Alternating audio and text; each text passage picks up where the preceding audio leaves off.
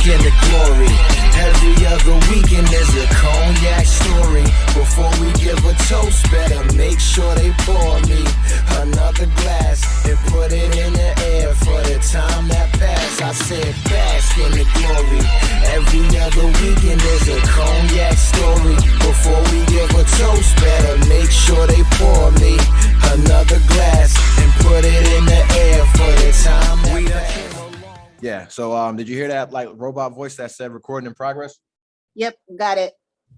All right, and that means we started already. Holy shit. Welcome back. This is Cognac Stories. Once again, I'm Ayana Meacham, your host.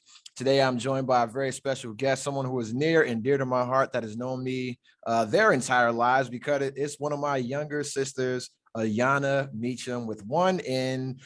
Welcome to the podcast. Yanni, how are you doing? How are you doing today on this Sunday morning? I'm doing absolutely great. I just got back from a trampoline park and I lost multiple races with Kennedy. That's what's up. What you mean, like Sky Zone, where you do all the backflips and front flips and stuff? Yeah. How was it? So do you go up there and you do the whole Simone Biles routine, or are you just going there just being lame and just jumping on one trampoline and not, being dangerous? So these places, they have dodgeball now. We went to one that had a wipeout scene, where you had to where the thing spin. Now you're talking my language. You have to duck and you have to jump. Mm-hmm. And then we just jump around and we do basketball. And Kennedy was like making his own racetrack, and I tried to catch him, but he floats on air, so I didn't catch him. That's what's up. I want to go to one of those. Have you done that as like a date at all, like with you and your husband? Yeah. We did. So it was us and two of our friends, and we were the only adults while it was full of kids. Yeah. So it was still fun. We did the wipeout by ourselves. The guy who was controlling it purposely put it way too fast and he was knocking us all over. And then we did dodgeball by ourselves, which got pretty rough. But the kids were really nice. They would actually go out and get the ropes for me so that I won't have to jump to get them. So it was cool. No, but yep, we've done it as a date night. It's fun.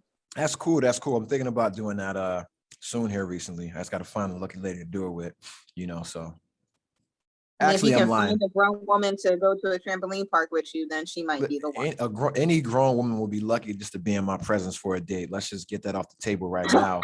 I'm just being honest. No, today, women, I'm joking, right? Today, women are way more open to fun dates like that as opposed to the whole typical dinner in a movie where you don't get any conversation and, you don't get to know the person. I prefer to do activity dates, so like Dave and Buster's, axe throwing, like riding fucking scooters around, town, things like that. Going like anything that can inspire conversation and a little bit of healthy competition. You learn a lot about the person. You learn how they take a loss, you learn how they are as a winner, you do some cooperative stuff, you learn how they are as a teammate. Like there's a strategy behind all these dates that I go on. I'm you freaking can learn a lot about out. a person through an escape room. Yeah. Now see, I don't know if I'm ready to do that with somebody, right? Because I'm not as smart as people think I am. You know what I'm saying? And when I say that, every time I go to the escape room, I only solve one problem. Like it's always like the last one or like the hardest one, but I am only good for one problem the entire time. The rest of the time, I'm just like the fucking John Travolta meme, just like, that's me. That's me the entire time. I'm not that smart, man. Kevin won't do anything. I'll be honest with you. Because he's afraid I'm gonna get angry. Not a retard. And he don't want me angry. Yeah, and the thing is that like I'm a good teammate. Like I'll cheer you on. I'll get all the materials you need. But if you expect me to solve more than one puzzle, that's not happening. Like even going like completely sober, like it's just like the simplest shit just defeats me. You know what I'm saying? So don't take me to fucking Egypt and expect me to escape the fucking mummy's pyramid and shit. So I'm actually going to make an escape room for Halloween. I'm going to throw a Halloween dinner party, and make my own escape room. At the house? Mm-hmm. Are you going to like kill the guests if they don't escape? I mean, my friends wouldn't be surprised if that was part of the plan. But no, I'm not going to escape to kill them. That's what's up. That's what's up. I'm a big fan of Halloween parties. This is something we talked about before. I prefer Halloween parties. You know, going out trick or treating is cool, but it's not safe anymore. You know what I'm saying? Like, instead of getting candy, your kids will get COVID, you know. So it's like, hey, just bring all your friends to the house that have similar thoughts on vaccines and masks, right? Bring them to the house, you have some dinner, you have some games for the kids, things like that. They get the little candy. They can do the little haunted house or whatever they want to do, watch scary movies. And then the adults get to dress up in costumes and act stupid. You know what I'm saying? So always a good time. Always a good time. Yeah, only I think my Halloween party is going to be kids at one house and then adults at the other house. That sounds even better. That sounds even better. Like, see, you're in the year 3021 right now. Mm-hmm. You know what I'm saying? So congratulations to you. Yeah, we're tired of our kids, and our kids are old enough that they can watch movies and eat candy, and they just need an adult around. They don't need a baby. So do kids want to go trick-or-treating anymore, or is that like they just want to dress up and just like do karate?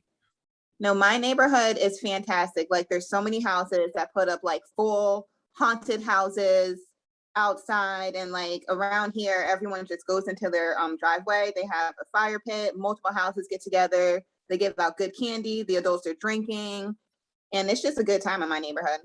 Oh, okay. So no psycho shit. Yeah. No fucking crazy neighbors. No crazy ass neighbors opening the door and shit like that. That was me. That was me on Halloween, because I would go out and I would like snatch bags and throw eggs and do wild stupid shit and just run from the cops all night. You know what I'm saying? Like, I was like that kid that they warned you about that would go and buy like 5 cartons of eggs and just terrorize the neighborhood. That was me. We don't do that here.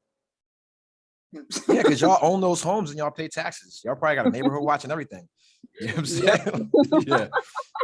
I see why the fucking neighborhoods were mad at me. I'm sitting there lowering their property values, you know, throwing fucking throwing genetically modified, GMO eggs at them and shit. You know what I'm saying? Just, you know, those like the AAA eggs that are like the size of a baseball that people should not be eating because they're full of steroids. I'm throwing those motherfuckers. You know what I'm saying? And sometimes you put them in the freezer, so they cause a little more damage. The yolk is a little harder to get off.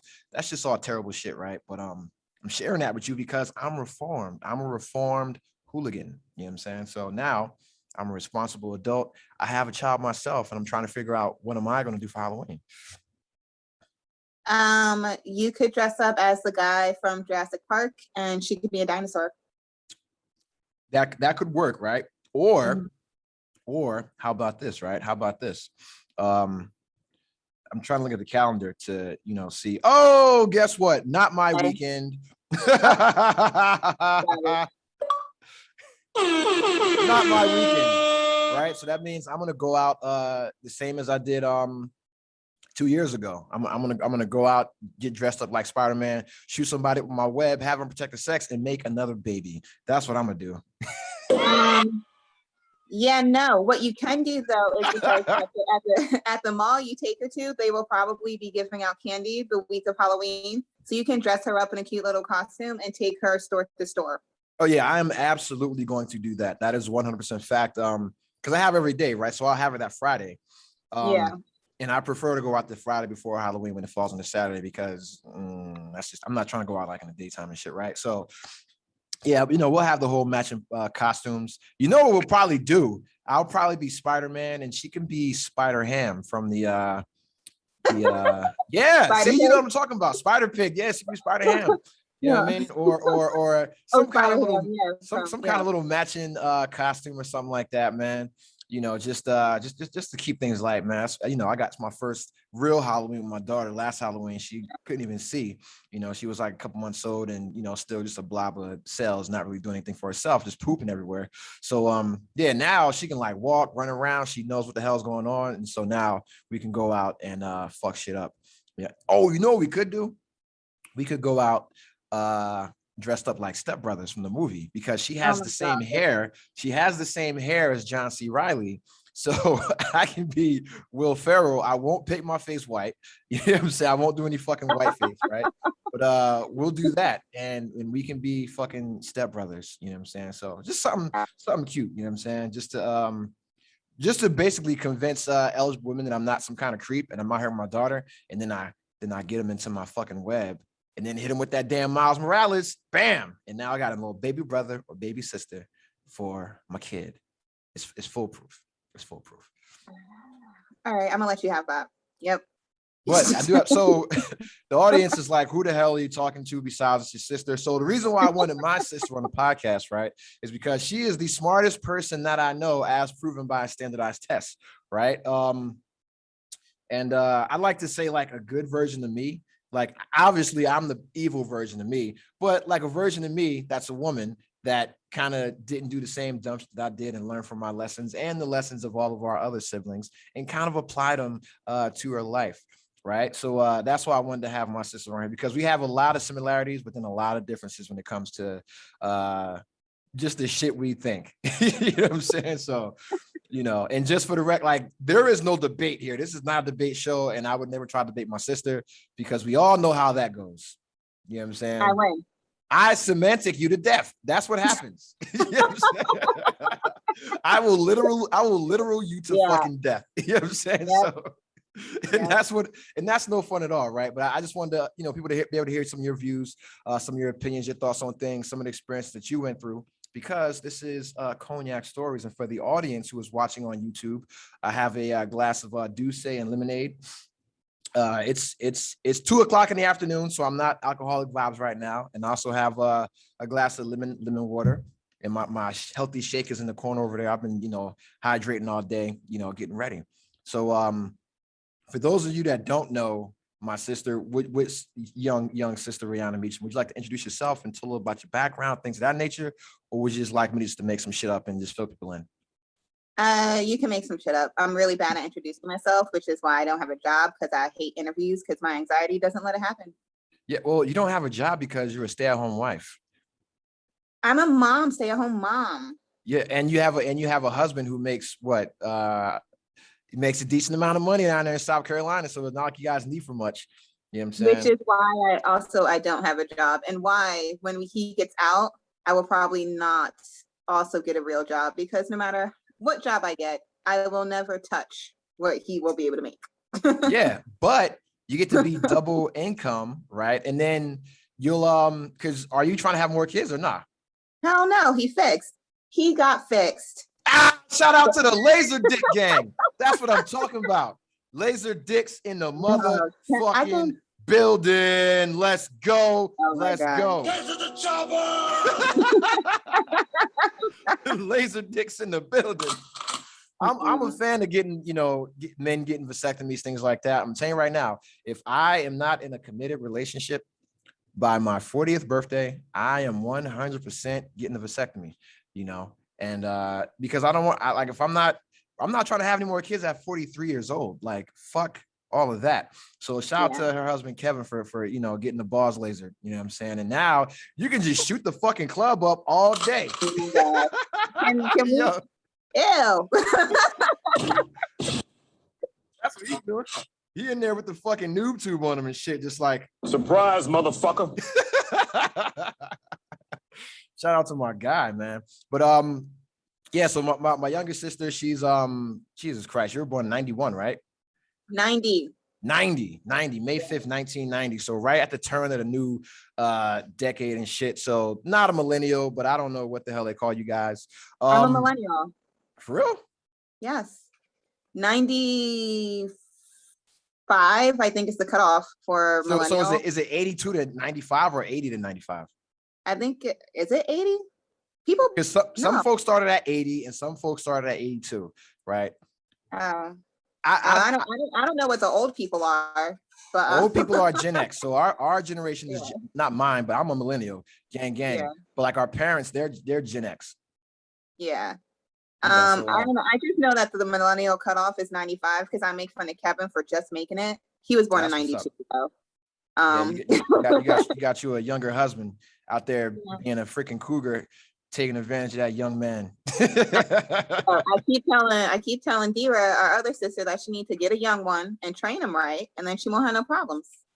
I hope you ladies out there hear that. You get a young man and you groom him. All right, you groom him to your standards. Don't use groom, because why? It's not creepy.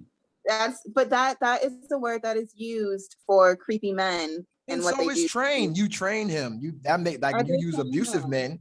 They say, "Oh, you don't train a woman." So and you said train. So you shape them. You made in a yes, shape them and mold them. Yes, you can make him in your image like God. That's what you do. So you get you a younger man that's a couple years younger, and you shape them and mold them to what you want them to be for you, and then ta-da, they do it, and then you stay married. You know what I'm saying? Yep. Yeah, man, that's the fucking goal. That's the goal. So so my younger sister, she was one of those like really, really smart kids that went to a specialized high school. You went to high technology high school in Lincroft, New Jersey, right? So they're part of the whole Brookdale Mama. Yeah. Okay. So they're like basically like a little mini college for a bunch of kids that want to be like engineers and designers, things like that. You know, you have to test to get into it, or they just selected you? We had to test. My year, 3 of us got in. Okay, so you got to take a test. And obviously, because she's a Meacham, she has superior genetics when it comes to academic prowess. You dumbass kids out there, all right? I'm sorry, but the Meachams have superior intellect. All of us, all right? It is fucking documented on multiple standardized tests, along with military ASVAB scores to match as well. We are just smarter than you. We're better. That doesn't mean common sense though. We still do dumbass shit. You know what I'm saying? Because that's where the fucking scales tip is like, okay, you got all this fucking book knowledge, but you motherfuckers ain't got no street smarts except for me. You know what I'm saying? So that's the thing, you know. But yeah, so she went to high-tech high, and how was that? Because you did 4 years there, finished. I went to your guys' graduation, and it was like, oh, I'm going to this engineering school. I'm going to MIT. I'm going to Rensselaer Polytech. I'm going to here. So what was it like going to that school for you? Going to a specialized high school, still living in the same neighborhood? It was weird. Because growing up in Asbury, the way that Daddy raised me and Dira, we were very sheltered. We didn't go out a lot. We didn't, get to hang in the streets like the rest of our friends did. So yes. That's called being a good father. Shout out to Dad. It was great. Well, it wasn't great. It sucked because we didn't have that many friends, but we also, I didn't 100% fit in there because I couldn't relate, right? Mm-hmm. So then going to high technology high school, like we were all smart, we were all into the same things, we hung out, but there was still a level because it was white and Asian, for the most part. So, and they were all from the rich neighborhoods, Red Bank and Ocean County, and they lived in mansions, like legit mansions.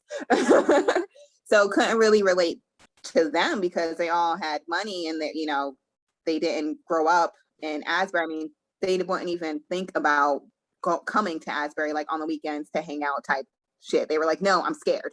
Like they would say. Now it's different. Now it's different. Gentrified, baby.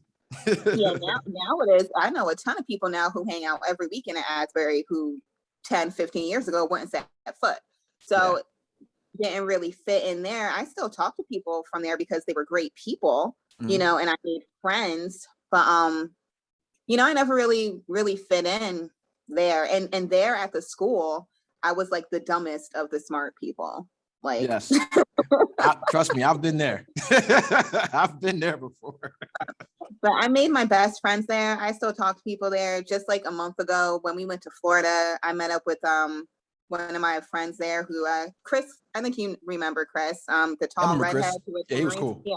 Yeah, we met up with him because he lives in Florida now. So I talk to more people from there than I do from Asbury, like just with how close we were, because it was only 75 people in our class. But being younger there, I definitely like felt as an outcast, but still fit in, but didn't really have a place, if that makes sense. I got you. And so then after you went there, did your thing, graduated. You went to a private school, right? Like in upstate New York or some shit? It was still in Jersey. I went to Drew University, Okay. also a small college, because after being in a very small high school for 4 years, I was not comfortable trying to go to a huge college. And then I did want to go to a HBCU, but I also didn't feel like I would fit in after spending 4 years in a predominantly white school. I didn't think that I would, blend at a HBCU. So I also just went to a privatized school closer.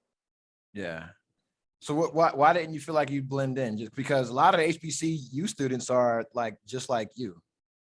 I didn't know. I mean, we didn't learn about HBCUs after I got out of school, and I did more research and looked into it and grew up and met people from HBCUs. I was like, oh, I totally could have went there. I might have actually stayed in school if I had gone to an HBCU. So did you because I know for me growing up, I didn't really talk to our parents about my college decisions, right? Or to go or not to go. I kind of just did my own thing. And I had offers and I had partial scholarships, things like that. But I didn't want to, I didn't want to take out loans, things like that. I knew if I stayed like kind of in state or went to, if I stayed close to home, I would be too close to home and do dumb shit, right? And I didn't apply to any HBCUs, even though I wanted to go, I didn't apply, because I didn't want to go too far. Like I kind of wanted to stay just around, but not too far, just in case some shit happened. But yeah. So did you have a conversation with your parents about what schools to go to? Did they have any information on just the whole college process, or was it just like you and your counselors? I just talked to my counselors barely. I think I applied to 2 schools. Yeah. And I got into both. I just didn't want to fill out the applications. I was being lazy. And mommy and daddy didn't stress it. They didn't really talk about it. I'm pretty sure they expected me to go to college, but they also weren't like, here's applications, let's do this, Yeah. So yeah, I just applied to 2. I got into Drew. I went to Drew.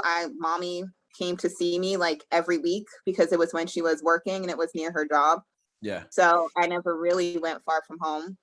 But I remember it was like 2 days before the last day to pay, and mommy was in the parking lot of the Drew's financial aid office when she got my final loan. And when I dropped out because I didn't want her to do that for me again. I did not want to have her take out money for me to go to school. So that was another reason why I dropped out of school, because I remember being in that parking lot and her getting that loan on the 2 days before it was the deadline. Yeah. Yeah, and that's an added amount of stress, because a lot of times, our parents feel that it's their responsibility to pay for your college. And I am totally, totally, totally against that thought process. I think it's the parents' responsibility to get you ready for school, make sure you're eligible, make sure, you do what you need to do. But growing up, when you have, 4 kids and bills and things of that nature, we weren't rich. We were okay. I guess we were middle class, but we don't understand the cost of college, Yeah. we don't understand that cost. No one really does. And that's why I always ask about that conversation, because I feel that if parents and kids and the counselors sat down together and had that conversation, a lot of these college choices would be different. A lot more people will go to Brookdale, because you figure you're a semester at a private school is 4 years, at a state school, or is, one semester is a whole ride at fucking a community college. Yeah. And you get the same education with a smaller class size. And then there's scholarships for you at the community college to go to the big state school. Yeah, but they don't talk about that. They're just like 4-year school, 4-year school, 4-year school. You can go to community college, get your associates, get a job with that associates in the field that you're in, that you want to be in. And then get training so that you then have that experience, and then still go and get your bachelor's in that same field and get paid more once you have your bachelor's. But they don't tell you that. Yeah, because the racket is the counselors, they get graded off of how many applications and acceptances they get. not who can actually stay, not who can actually pay. And a lot of times they avoid that conversation, because when you sit the parents down and you're like, hey, this is going to be 12 grand every semester. Holy shit. That's a lot of money. And they don't tell you, like when you're a middle class student, you make more than $50,000 a year. Back when I was in school, you can't get financial aid, and you can't get EOF like all the other kids that went to a public school, and kids like you, they would have been throwing you money out the butt to get you to a public college, or a state school. Like there'd have been so much money out there, for you to go. But, due to like going to a specialized school like that, if you were to go to a community college, that seems like a failure. It does. And it did. I mean, when I dropped out of school, I felt like a failure, because like I have friends who went to MIT who graduated. I have friends right now who own their own businesses, who travel the world and do all this stuff. When we did our 10-year reunion, like I think that was in 2018. So I was still working on my bachelor's, and everyone was like coming together. And I knew that they had their own businesses and they had like doctorates and they were doing all that. And I'm like, damn, like I'm married with a kid and I'm just getting my bachelor's. And like, I know people who would be proud of themselves for getting their bachelor's married with a kid, but I felt like a failure because of of the school that I came from. And the thing is that and that's why, I always tell people to be aware of like your social circles and the multiple circles that you're in, the multiple networks that you're in, because, if you go to a school that's the 75 smartest, best and brightest in a fucking county, they're all going to be hyper competitive. But had you went to a public school, your standing amongst that group of kids would have been way higher. You know what I'm saying? Because if you look at your friends from your public school days compared to what you're doing, you're probably on a different echelon, right? But then if you look at, the kids that had the money and the knowledge on how to get through college and how to pay for college, things like that, they were able to take advantage of those resources that they have that we didn't have at the time, And so, I mean, because, with me, everybody thought I was going to college, you know what I'm saying? And let me tell you, when I made that choice to not go, it felt so good. It felt so good. Like I didn't know what an orgasm was until I decided to not go to college. You know what I'm saying? Because I didn't even know that one. I was just like, yo, because I'm just like, you know what? I'm going to take this fucking job for the next 4 to 5 years, be in the Navy, get a paycheck. And everybody that I knew that went to the military, they were cool as fuck. You know what I'm saying? They were happy. They had money. They came home all the time, but those are majority Army people. And we came up in a military family, essentially, right? Everybody did the military. So when you and we don't want to say drop out, when you took a year off from college, or you took some time away from college, what was your thought process in what to do next?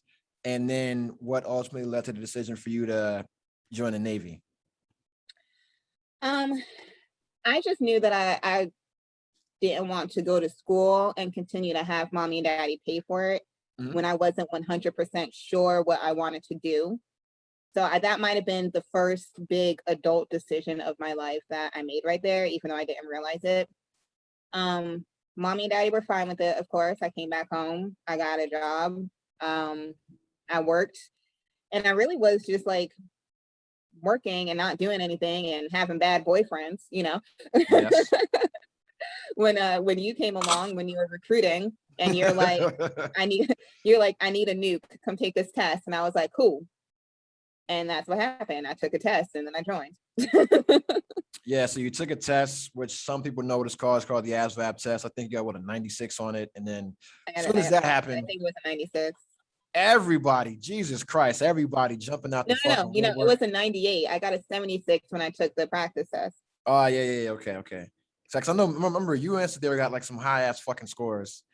And I had a pretty good score. But yeah, I took my shit when I was cutting class. I wasn't like fresh out of college, y'all like knew calculus and shit like that and trigonometry. I was throwing math books out of the window, straight dumb shit. You know what I'm saying? So you guys were ready for that exam. And just with the difference in education that you had, you saw how it and just the little bit extra resources you had, you seeing how it opened up a world of opportunities for you in the Navy, or in the military essentially, but in the Navy, you know. And so going into the nuclear power program, what was that like, going through boot camp as a Black woman, and then in a extremely small community of females, of women, and then, you know, going down to South Carolina and experiencing that type of training down there? Boot camp was easy after being raised by daddy. Having somebody yell at you really wasn't nothing, you know. Yeah. Go in, do what you need to do. If they yell at you, they yell at you, and it's cool. The hardest part was the girls and the crybabies that just, like, for some reason couldn't fold their clothes. Like, fold your damn shirt, shut up and fold your shirt. Like, that's You'd be surprised how many kids do not fold their, I mean, now, you know, now, but people don't Yeah. grow up doing their own laundry, or you know, doing chores. it's just like, but it's just like, listen, like, just listen. That's it. Do what they say. I remember, because, you know, they took my glasses, or I didn't have my glasses because they didn't give us our BCGs yet. And then my ears kind of popped from the plane ride for like a week into boot camp. So I couldn't see and I couldn't hear for like the first week of boot camp. And I think that was the most traumatizing part, because I wasn't trying not to listen, but I legit couldn't Just hear. couldn't. Like, I couldn't.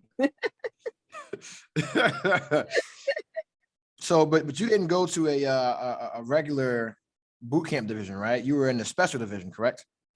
No, we were in one of the fast tracked ones, so we didn't have the full 8 weeks thing, which is 6 weeks. Yeah. Yeah. And that was because you were like in with the smart kids, right? Huh? That's because you were in with the smart kids, right? No, I don't think it was. I remember there were a lot of nukes in my sister div and in my division, but it didn't have anything to do with that. I think we were just fast tracked. Yeah, because some of them, like, one of the things that they do is the kids that had, like, they would group them together, people that had like the higher ASVAB scores, and they would put them together, and they would do that because, I mean, yeah, like, if you don't, because they need you in the fleet, like, they don't need you spending the extra 2 weeks doing service week or some other dumb shit in boot camp, you know. And because Sadira, she was in a band division because she played an instrument, and you play instruments as well. But yeah, like, so you go through boot camp, you knock that out, and then you get down to South Carolina. And then how much of a culture shock was that for you, going down to, what is it, Goose Creek, South Carolina? Yeah, it wasn't a culture shock so much as diversity wise. It was a culture shock more so. I couldn't stand how nice the people were here. You know, being from Jersey, I'm just like, move faster, get out my way. Why are you smiling at me? Why are you talking to me? Yeah. That's a huge change. Yeah. So that was the biggest shock. You definitely can feel on this space when a new female shows up, because it spreads and they're like, oh my God, it's a girl. Yeah, because you're on there with a bunch of fucking nerds who LARP all day. And if you guys know what LARPing is, it's live action role playing where a bunch of nerds dress up as wizards and cast spells at each other. Hey, it worked out in my favor. I think my first or second week there, I had a dude shining my boots, literally. Yeah. So. Yeah, because it's very few women that, you know, were in the nuclear power program at that time. That's one of those careers that it wasn't traditional for women to go into at the time, just because of how hard it is just to recruit women, period, and then to get the kind of quality woman academically that could, you know, succeed in that kind of training. Yeah, but other than that, it was a good time. I didn't think school was that hard. It became a joke that I couldn't do math though, because I can't do simple math. I can do applied math. Like, if you give me a math problem that's like AX plus B, C, W, see, X, no, Y, stop. like, You're hurting my brain. You're hurting my fucking brain. I just had that in 2 semesters ago, and it hurt my brain. It hurt my fucking brain. I can't do that type of math. But applied physics, I had no problem with. because there was a point behind it. There was a meaning to it. Yeah. You weren't just having me do math for math's sake. So I didn't think school was that hard. A school was cool. Power school was easy. That's when I met, not met Kevin. Me and Kevin were in the same division together. But that's where me and Kevin got closer. So Wait, so you guys were in the same boot camp division? Huh? You guys were in the same boot camp division? He was in my sister div. That motherfucker's a stalker. I didn't know that. Hold up. That's fucking breaking fucking news. I gotta go back in the way back machine now. He was fucking checking you out. He was fucking checking you out from boot camp. What a stalker. That motherfucker slick. He actually hated me in boot camp.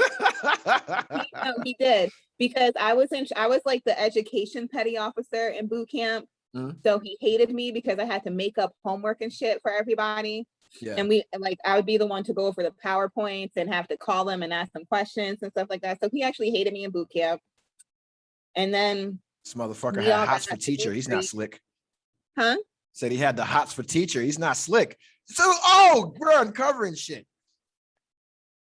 He had the hots for teacher because that's the role you were in. He was a little bit younger and he was like, oh man, trying to rebel against the physics teacher and whatnot. And next thing you know, he's bagging her up, man. You stupid. Shut up. So you go through power school and what's that like for people that have no idea what the hell we're talking about? Okay, so school is basically just like a bunch of classes. I'm really not sure how much I'm actually allowed to tell you because it's all classified. Yes. So I'll give them the sanitized version. What it is, because we don't want to violate any naval nuclear propulsion information classification guidelines, right?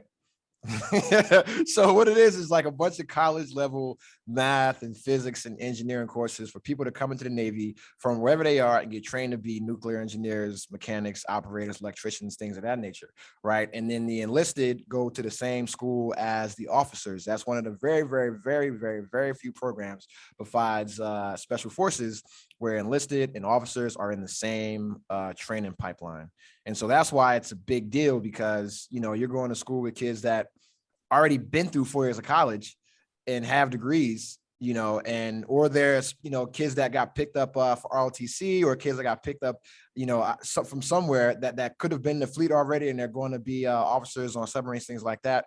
And so you're on an even playing field essentially with the best and brightest academically, mentally, that the country has to offer for the nuclear training program, which is the best. I'm not trying to dick ride the Navy right now, but allegedly it's the best nuclear training program in the world is the Navy's nuclear power program. So I'll just put that out there for you fucking idiots. But yeah, I mean, the program, they tell you when you get there not to go sad, which is basically don't get depressed. Because the program is very, very hard. And if you don't have the mental strength to make it through the program, it is not uncommon for nukes to commit suicide, to go MIA. There was a building actually that was known as the building that kids jumped off of. They would tell you about that when you got there. I actually remember, I think it was maybe my 3rd week there, they were doing a room check because they have to do those often. And they actually found a kid who had trying to hang himself with his neckerchief. And that's the type of program it is. Like, it is really hard and they push you. And if you don't have the mental strength, they do warn you that it is something that happens there. People try to commit suicide and go MIA. We had a guy who decided to live in the woods for a while instead of showing up to work. Yeah. He went out and lived in the woods. Was he still getting paid or did they cut him off? He was still getting paid while he was living in the woods. I'm laughing. It's not funny. It's mental health. It's not funny, but it's funny to me because they've started taking it more seriously now. I mean, but for a while, I mean, it was the Rickover jump building, you know. But for me personally, I did not think it was that hard And they do tell you that you get a 2.5, you stay alive. So as long as you are passing, that's what matters. Yes, because at the end of the day, you'll learn how to do the job in the fleet. You'll learn how to operate, a nuclear reactor, and you get the majority of your training in the fleet. Like that whole shit is just giving you a baseline in math and physics and engineering so you can go out to the fleet and not be clueless, because you'll be operating a nuclear reactor either on a carrier or on a submarine, and that is one of the most difficult things to do, that is one of the most difficult things to do because of the ramifications of what happens when something goes wrong, and if you look at, things like Chernobyl, or you look at what happened with the Russian submarine that just had to sink itself a couple years back. Like if you have a nuclear meltdown or an uncontrolled heat up or a loss of fission products, it can be a global catastrophe. Like you can literally end the world from that shit, In the schoolhouse, I mean, cheating, even out in the fleet, because, they still have to retest, cheating is taken very seriously. When we were still here, I think it was in 2014. That was my boat. Scandal. Huh? That was my boat. That was a kid named Fusselman. Listen, I'm talking about at the schoolhouse. Oh yeah, I heard about that shit too. At the schoolhouse, where they found out a bunch of people had gotten this email that had answers about something or another. And if you got the email, whether or not you opened it and read it, you deleted it or anything, they kicked you out. Yeah, for not reporting it. It's an integrity issue. A lot of people who were like close to retirement. We had a couple friends who got kicked out the Navy who didn't even open the email. But the fact that they got it and were associated with it and didn't say anything got them kicked out. So like you said, like it's that important. They have to know that you know how to do your job and you're not cheating it. Yeah, and that's part of the reason why a person like me, while I am a fan of the ability of nuclear power, I'm not a fan of it for civilian use like that, because I know how kids are, right? And I know how we are. And I know it, and I've seen what happens. You know what I'm saying? When we don't have the best and the brightest and the most stringent protocols, things of that nature. And it's like, I would hate for that to happen at Oyster Point, or, somewhere in Jersey or somewhere in California or somewhere down in Florida. We lose a whole fucking state, because somebody got complacent. And that's the thing. Like in the military, you get taught to have, watch team backup and somebody always watching. You got 3 and 4 supervisors checking you, and then even in the military, you still have people that with gun deck logs. That means that they actually don't take readings on something. They just fucking write them for the last round, or they don't check things. And then you have catastrophes that happen, and losing 150 people on a submarine, or, maybe losing a couple thousand on the carrier, that seems like a lot, but that's nothing compared to losing 1 million people, from a loss of uncontrolled fission products in the atmosphere. So I know a lot of you guys is going over your head, but simply go watch the show on HBO called Chernobyl. And that's what happens when you don't have properly trained nuclear fucking operators, or you could look at K-19, the Widowmaker, another great example, so yeah, but I don't want to keep this whole shit on nuclear power. Just kids know that if you're smart, you can get paid a lot of money to learn some shit, because these fucking kids come out of high school, they go into the Navy, they get $30,000-$40,000 signing bonuses every time 60. They re-enlist. Damn, 60. They get $100,000 re-enlistment bonuses to stay in. They get automatic advancements, things like that. And they get bonuses until they fucking retire. And that's it. And we have to give them that, because if not, the civilian side can just poach them and pay them more. You know what I'm saying? And that's because they know that the military, the American military, has the highest quality trained engineers and operators, so don't let that go over your head. All you kids thinking that you fucking got a 4.0 GPA in a public school, it's not gonna cut it. You know what I'm saying? It's not gonna fucking cut it. But other than that, how would you rate your overall experience in the Navy? What was it, what you thought it was going to be? I don't know, I never made it to the fleet, because I got through school, I graduated, then got knocked up. Yeah, I mean, I wasn't gonna say that. You know, that's your story to tell. That was It is what it is. It's the truth. that was against my better wishes and completely against my advice. And I tried my best to prevent it from happening, but a brother can only do so much. You know, you have to let people do what they do. It is what it is. But from being in school, I mean, I did not have a bad experience. I did realize that I got away with a lot because I was a girl, and then I got away with a lot, like even more because I was Black. You know, you know, I talked back more than I probably should have. I was smart. I was a smart ass more than I probably should have. I rolled my eyes more than I should have, and no one said anything. Yeah. So it wasn't a bad experience. I made great friends while I was in school too. So, and even on this side, being a spouse, I'm still making great friends. That's awesome. That's awesome. So you got knocked up in school. So how I'm not going to ask how exactly did that happen, right? But since we're there, you met your husband now, man that knocked you up. You met him in school, or you met him in boot camp essentially, and then you guys got together in school. He met me in boot camp. I met him in school. Yeah, because you weren't paying attention to this motherfucker, so we know how that goes. So you met it. So you guys got close in school. So how did that whole thing happen? Well, we were in sister divs in boot camp, so we had the same group of friends. And then we ended up in the same A school class. He sat in front of me. It was disgusting. He farted every chance he got. It was terrible.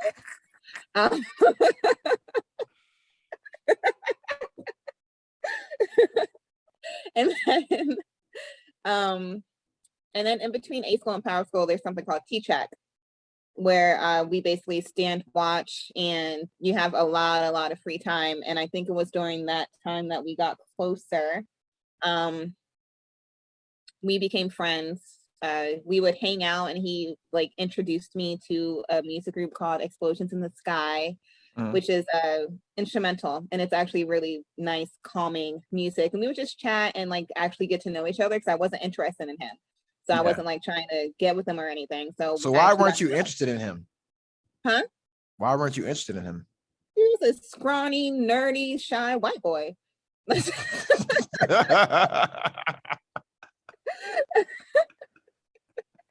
I was not interested in him. And then we went to power school. I think it was in T-track. That's when he told me how he felt about me. He came to my door, and I opened it, and he told me that he liked me. And then I closed the door in his face after I told him that I did the same way. You said, "We don't like your kind around here," and then close the door on him. Damn, son, where'd you find this? Yeah, and then after that, I avoided him for a while, but then I kind of got over it because we were good friends. Yeah. And we spent a lot of time together. We talked a lot, and he actually stood up to me because I was really mean to him because I didn't like him, but we were still friends, and I was just a mean person. He stood up to me, and he told me, he's like, "Well, if you're not going to be nice to me, then I'm not going to talk to you." And I was like, fuck that. Yes, you will. Like, like I didn't believe him or whatever, but he did. He stopped talking to me, and I realized that I missed him because he had become my person. Gay! What? Go and continue. Yeah, he had become my person, like that I went to when I needed something, when I talked to, like company and stuff like that. So I realized, that I probably shouldn't treat him like shit. So I stopped treating him like shit. And yeah. and then you know what he said at the end of it? What? Gotcha, bitch.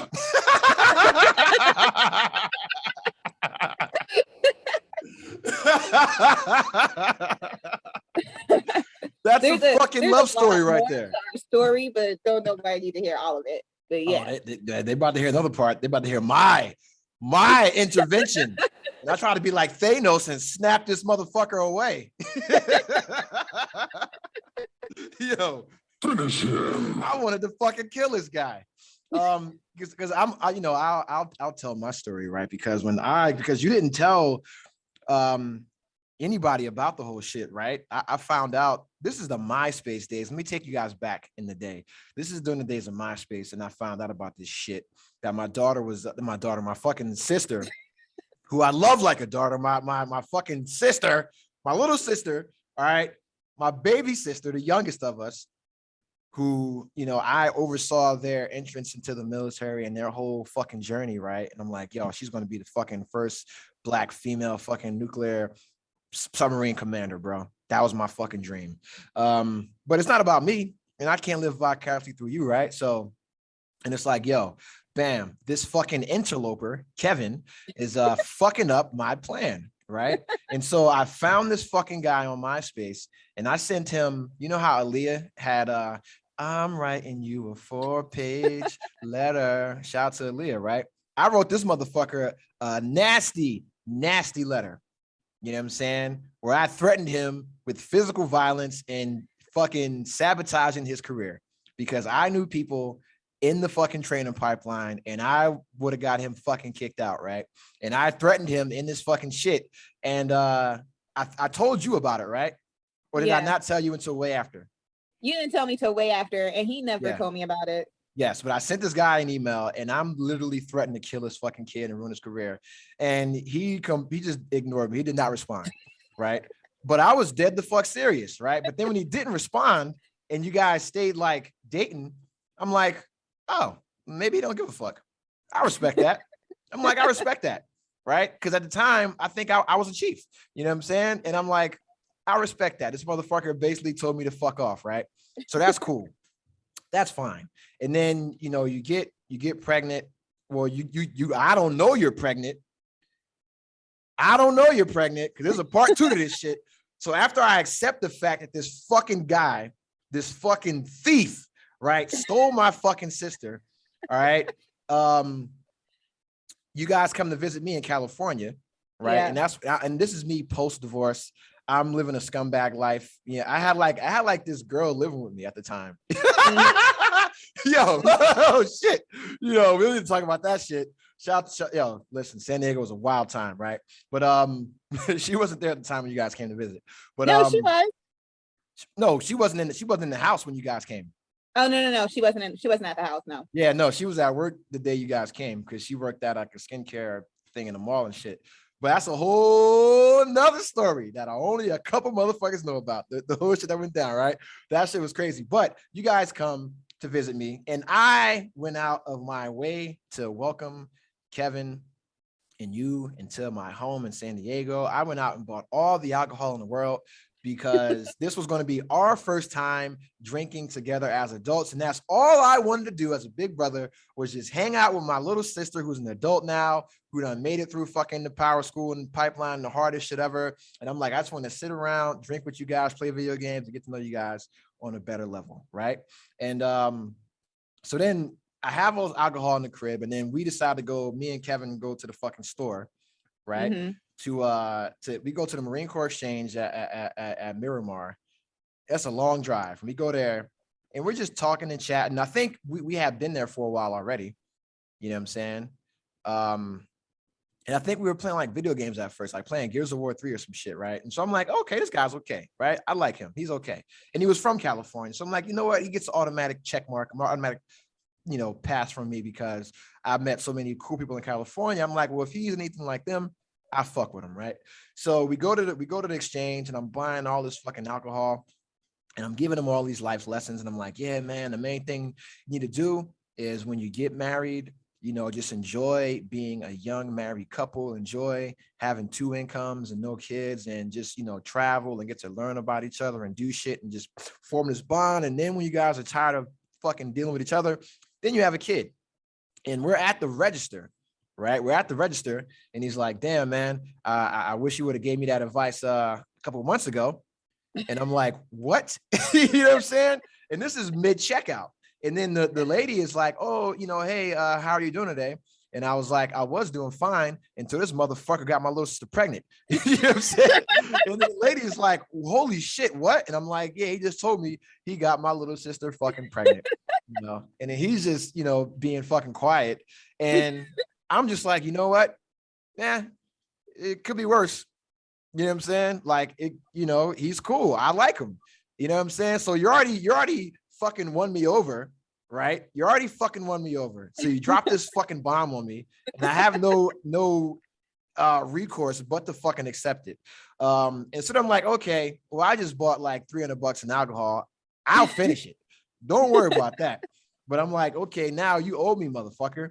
You know what I'm saying? And not like you owe me, like, no, like now we're going to be brothers. So now we have to do stupid shit, right? So then I'm like, you know what? I'm going to call my mom and fucking play a prank on her, right? And that's the decision that I made from the time we were at the checkout to the time we got to the car. Because then I called my mom and everybody knew about this, apparently, except for me, right? I was pregnant? Yeah. Huh. No, wait, it was because I thought I was the last to know. Or like No, you were the first to know because Kevin spilled the beans. Oh shit! Well, hey, well, damn. So then I told mommy then. Holy shit! So I didn't know that. So I called mommy and we're in the car, me and Kevin. I'm like, yo, Kevin, be quiet, right? And I'm in the car. I'm like, yo, mom, I don't know what happened. You know, I'm at the register at the exchange, and I fucking talking to Kevin, and then he told me that that fucking he got Yanni pregnant, and I just blacked out, and then I hit him, and then I put him in the car, and I'm driving right now, and I fucked up, and I don't want Yanni to be mad. And mommy just starts fucking freaking out, like, oh my God, like, what did you do? Why'd you do that? Where's Kevin? Is he okay? I'm like, he's just like passed out in the fucking car. Like, but what about me? Like, he got Yanni pregnant. You know what I'm saying? He's freaking out. And I'm like, wait, hold on. And I put Kevin on the phone. He's like, we're just playing. You know what I'm saying? Yeah. No, I didn't know about this. Oh my God, you should ask her about it. Yeah. And so, and then she didn't like that at all. She was like, you don't play like that. You know how she gets, right? Maybe she thought the whole thing was a joke then. Oh, wow. Yeah. So then, and then we came home, and then that's when I was like, yo, this fucking guy just told me he got you pregnant, you know? And then, No, and that was it. That's not how it went. We went to dinner, and Yeah. you kept trying to get me to drink. And I yes. kept passing on it. You're Yeah. like, well, why won't you drink, Yanni? Huh? Why are you? Oh, yes, because we went to the place that had like the big ass tall beers, right? Yeah. The Asian spot, the Thai restaurant that was down the street from my house, the big ass, Yeah. they had the big ass beers there. Yeah. And I bought alcohol purposely to fuck with you, to troll you, because I am the original troll, right? No, I could tell by the way you kept offering it to me that you knew, because you weren't subtle. Most trolls aren't clever. You know what I'm saying? So yeah.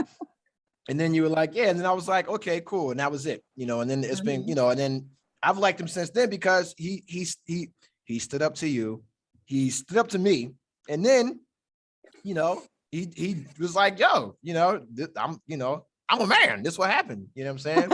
And I'm like, oh, that's what's up, bro. Like, well, at least, you know, you got a job, you got a career, you got healthcare. You know what I mean? Like, it could have been worse. You know what I'm saying? So as a brother, you really can't ask for much more. A dude that loves your sister and can provide and protect her. And, you know, you were already like, I was never worried about you, like what you were going to do in life, because, you know, you're intelligent, right? So I'm like, oh, well, it'll probably work out. And he seems like a nice enough guy. You know, like that's the vibe I got from him, was like, he's like a genuinely nice person. You know what I'm saying? And so, and that is my involvement with the with the Kevin Montecito's, Ayana Meacham Montecito's love story. You know what I'm saying? Whoa, I did not take his last name in any capacity. I don't care. Whatever. Whatever. You know what I'm saying? So I do got a question about the marriage, because one thing that we talked about was like the engagement ring shit. And I know as a man, especially in the military, that's like something that's drilled in your head. Like, you have to get a good engagement ring, especially when you're a nuke, because you got the fucking money for it. And it's like a dick measuring contest with them when it comes to like what kind of ring they can buy, because these motherfuckers are getting 30, 60 grand re-enlisting as soon as they get to a boat for like another 100 grand, things like that. So they'll drop some bread, right? And what was your initial impressions just on the importance of an engagement ring, and then how has that changed over the years? Well, of course, growing up, being a girl, you know, oh my God, the ring and all the movies and all that type of stuff. I actually picked out my ring. I was there because I was like, I am getting the ring that I like, and I don't want you to fuck it up. So I actually picked out my ring. And it was great. I'm actually not wearing one right now. I don't wear my rings at all. I got my engagement ring. He proposed with it on 4th of July. And then when we had our ceremony type thing with our friends in August, we just used the same ring. We didn't do anything, get new ones or whatever. But that Chris, he did get me a bigger one. It was actually his idea. He said he wanted to get me a bigger one, even though he'll deny it now because he's like, that's sappy. I wouldn't say anything like that, but he did. Hey, man. Size matters. Size matters. So yeah, it's actually just a bigger version of the engagement ring that he got me. But I don't wear that one either. I don't feel like the ring is necessary now, being in my very comfortable in my relationship where I love my husband. We both know that we're loyal. We're not going anywhere. And I don't need it as a reminder of my marriage because I know I'm married. I know I have friends that are like, oh my God, you don't wear your ring. I can't believe you don't wear your ring. Don't you love your husband? Yes, I love my husband, but I don't need a piece of jewelry to tell me that I love my husband. The only thing that it may be useful for is if like I'm out, it might stop the top creepers from hitting on me. But if a man wants to hit on you, whether or not you have a ring, they're gonna hit on you, you know? And at that point, it's up to me to be like, I'm not interested. And I have no problem telling people I'm not interested because I'm not, you know? So yeah, I mean, Kevin, I've bought him like 6 rings. Like he has his wedding ring and then he has themed rings like Legend of Zelda, Marvel, Deadpool, the One Ring type shit, you know, but he doesn't wear his rings either. Gay. No, that's actually cute because you guys are fucking nerds together, which is one thing that I appreciate about you guys. And that's dope. To me, that's dope. Like you get this motherfucker, like the ring. I know my boy Jeffrey Walker's gonna appreciate this. Like you get the ring from the Lord of the Rings. Like that's dope as shit to me because it's like it means something. Like that's thoughtful. And as men, we appreciate that kind of shit. You know what I'm saying? So yeah. Yeah, we're not big on rings. He doesn't wear his, I don't wear mine. We like to play a game when we go out called Who's Married? But the ring, now being an adult, it doesn't mean anything besides what you put into it, basically. And my marriage is not based on a piece of jewelry. So would you get it like reformed into something else or like give it to your kid or something like that? Or I would have no problem giving it to Kennedy if he found a girl that I thought was worthy of it. So that means it's not gonna happen. Yeah. I mean, you're gonna be like fucking Sauron and shit. You know what I'm saying? Just throwing motherfuckers in the volcano in Mount Mordor. Be like, no, you are not worthy. Yep. You like, son, has she ever ventured into Middle Earth? No, then she can't get this ring. Nope. Has she read Harry Potter? No. Get the fuck out of here. And I say girl, but you know, it could be a boy, who knows, partner, whatever. Men can't propose with fucking engagement rings. Why? Why? Yeah. I'm gay. That's why. No. No, men have to propose with cool shit like hot wings. You know what I'm saying? Why couldn't I get hot wings? I would have appreciated hot wings more than the ring at this point. Well, you know, Kevin didn't know that. He was a young man just like I was. I mean, I got an engagement ring, all that kind of shit. I didn't break the bank on it. I stayed within the fucking budget of $1,500 for the wedding ring and engagement ring. But I went to the Zales outlet, you know what I'm saying? Because I was an E5. I wasn't making no money like that. You know what I'm saying? We went to K Jewelers. K Jeweler has a nice selection. I will say that, you know what I'm saying? But I mean, because for me, it's like nowadays, it's like you're a little bit older, so you understand what it actually takes to make a marriage work, you know, is actual work, not just materialistic shit. And, you know, when I talk to people of all ages, sometimes they still don't get that. And they're like, a wedding ring is important. Like I have to have an engagement ring, or if he makes this amount of money, it has to be 2.5 times his salary, that kind of thing. But then when you sit there and you learn about where diamonds come from, How many, like the involvement of human trafficking and child soldiers, and just the fucking slave conditions that diamonds are mined under, and the fact that the whole diamond industry was a fucking scam by the De Beers company to make a rock that previously had no real value into something that was valuable through marketing. It's like, well, why would you want an engagement ring when that shit did not exist throughout civilization at all? You know what I'm saying? Yeah. At all. People have to show their wealth. They have to show that they're worthy. Yeah. Because for me, like I tell, women, that I do it. I'm like, yo, I'm not wearing a wedding ring. Like, I will get your name tattooed around my fucking ring finger. I'm not wearing a wedding ring. I can take that shit off. I've been married before, and just like you said, if someone wants to hit on you, they don't give a fuck.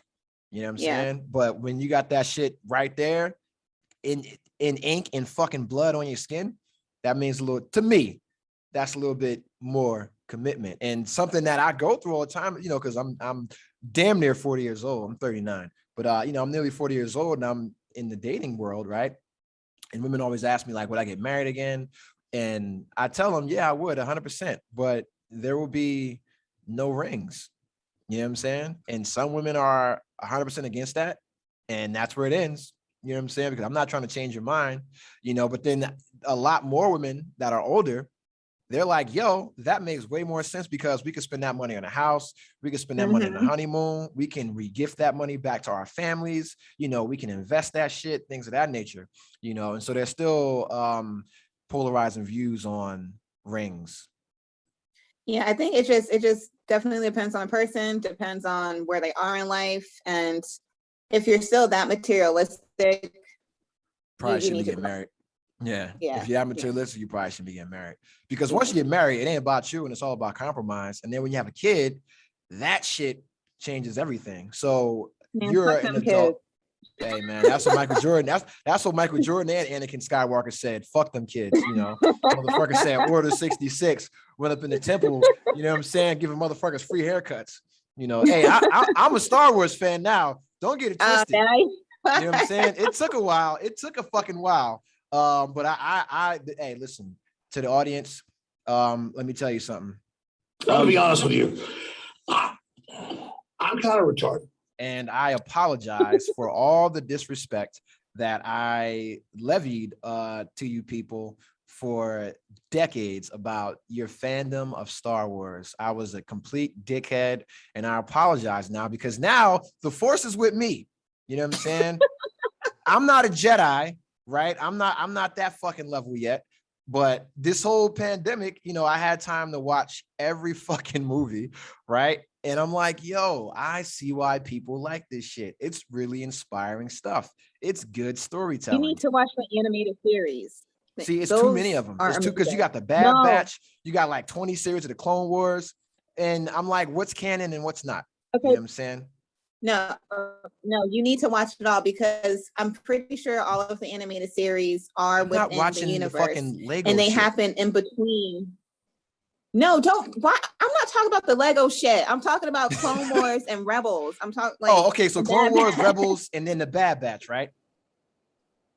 Yes, I'm not talking about I'll watch Lego that. shit. That's no, because when you go on Disney Plus, they got like the Ewok shit that I grew up on. That shit was terrible, and that's why I don't like Star Wars, because of the Ewoks. And then like all the extra shit and I hate that. But yeah, so Rebels, Clone Wars, and the Bad Batch. Because I watched The Mandalorian, and that shit, to me, it was good. It was good, but it wasn't. I mean, but the storytelling was. It was just more action. It was a lot of action, a lot of Easter eggs and shit, a lot of fan service, a lot of dope cameos, and then it all culminated at the end. And I was like, "You motherfuckers, you made me like it," because towards the last 2 episodes, you know what I'm saying? I was like, you motherfuckers are annoying me. And then you saw it, right? Yeah. And so for the fans out there that haven't seen The Mandalorian, if you haven't seen it yet, that's your fucking fault, right? But Luke Skywalker shows up at the end and fucking picks up baby Grogu just when they thought they were about to get fucked up. And I'm like, yo, that's what's up. But the first movie that got me was Rogue One. You know what I'm saying? I love one.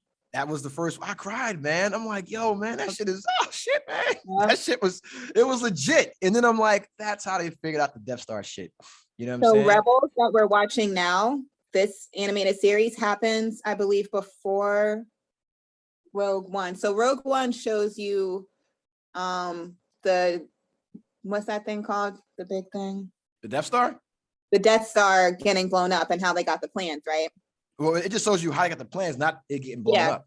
Yeah. Yeah, so it shows you how they get the plans. Rebels is them building the Death Star. So it's before Rogue One.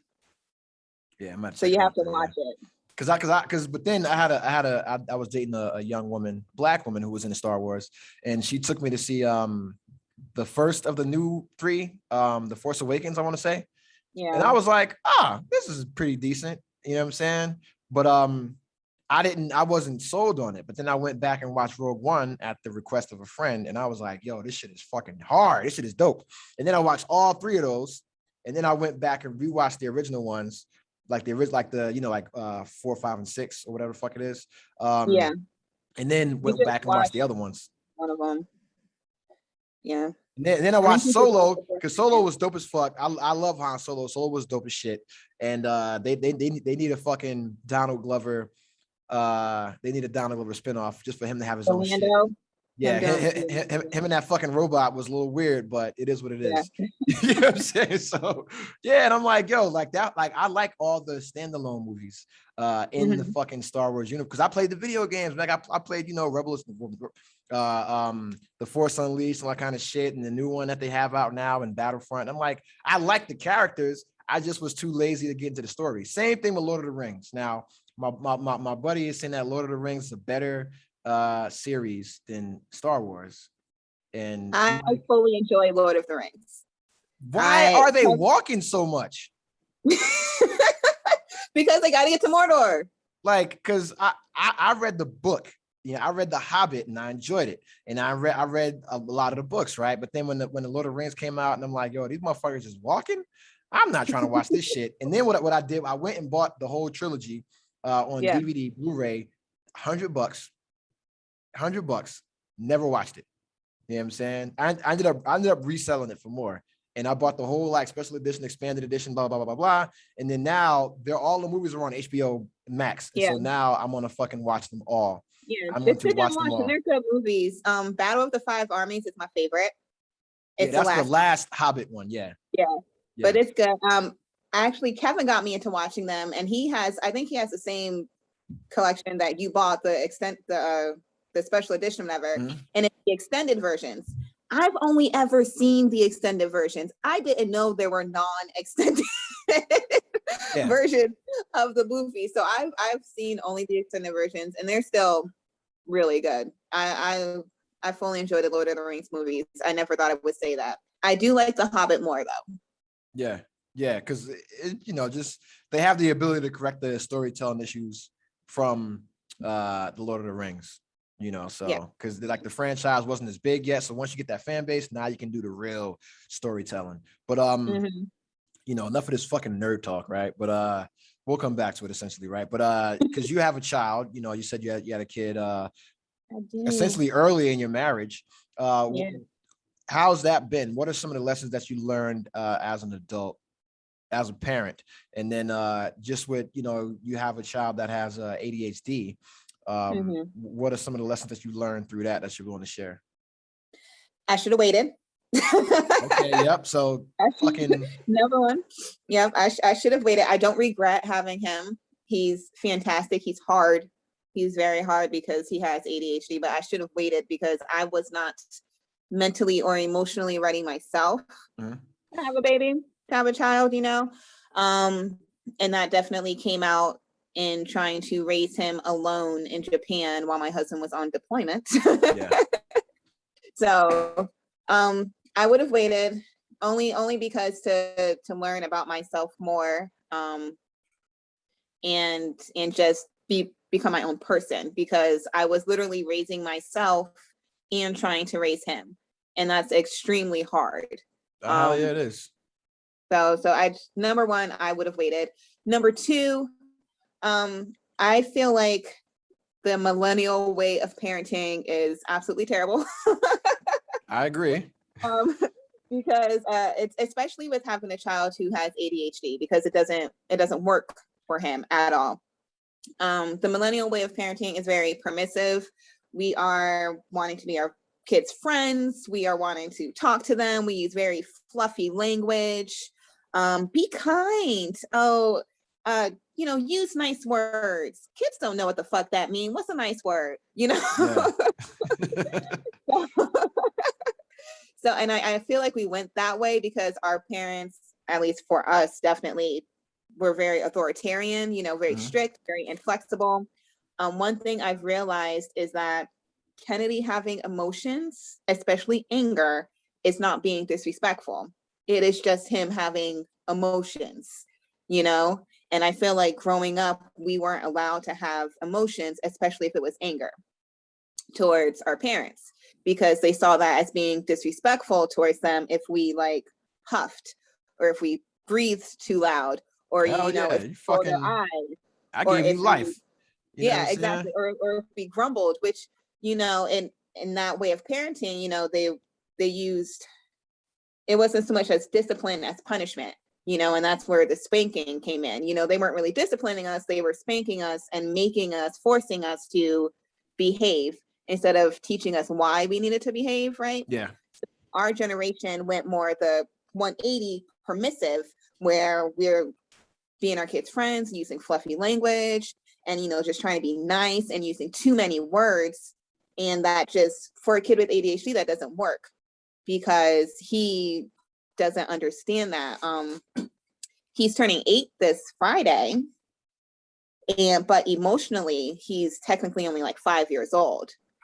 So using that type of language, he doesn't understand that. I'm learning because I'm taking a lot of parenting courses for myself, because with having a child with ADHD, it's not so much fixing the child as it is fixing the parent. The language that we use, the way that we respond to him. So I'm learning that he needs more of a authoritative parenting stance, which is you're loving and you're kind, but you're firm.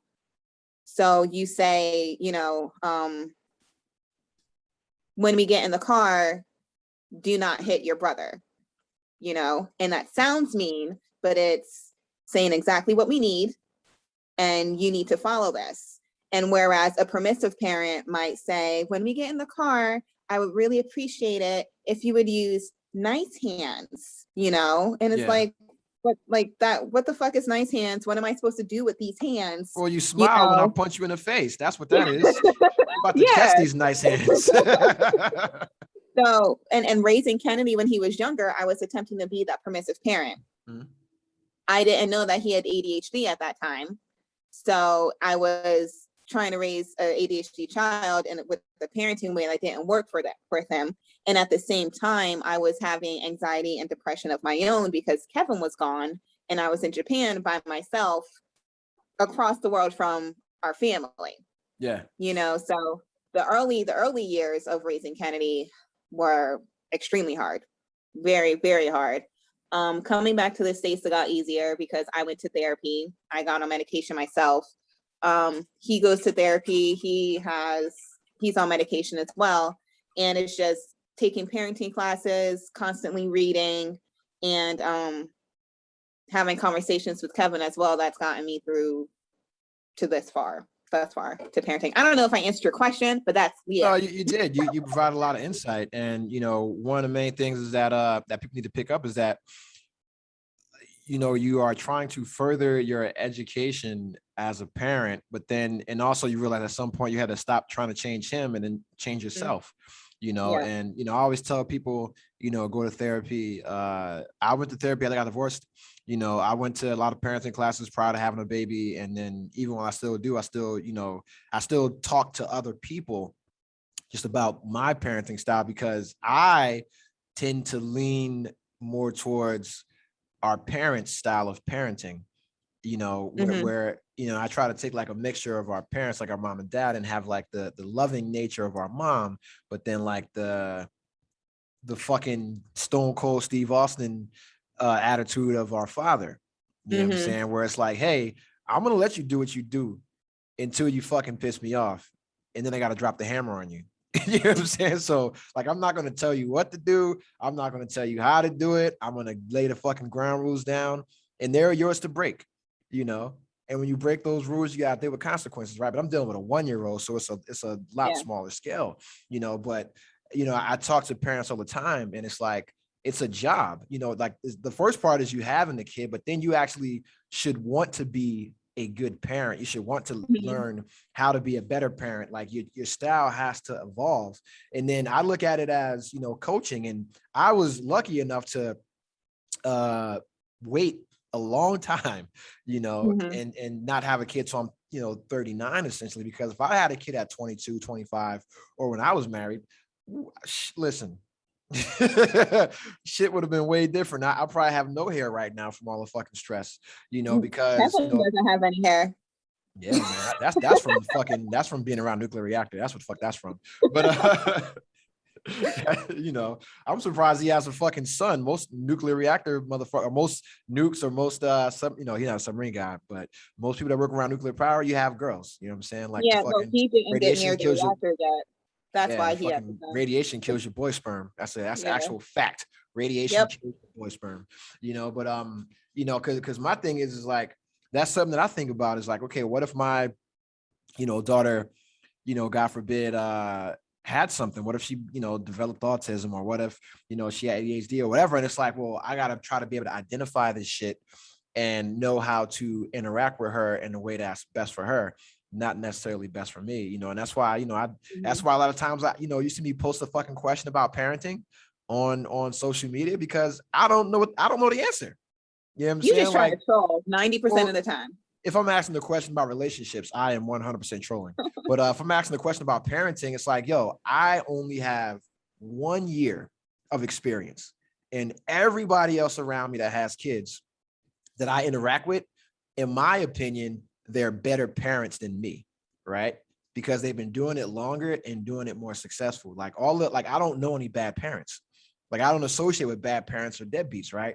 So everybody I know that has kids, like, they're impressive parents to me, and they're doing some things right that I need to pick up on or learn. And so that's why, you know, even asking the question about like corporal punishment, you got some people that are like, I'm totally against it. And some people are like, hey, here's when I apply it. It's not my number one form of, you know, discipline, but sometimes you have to do that.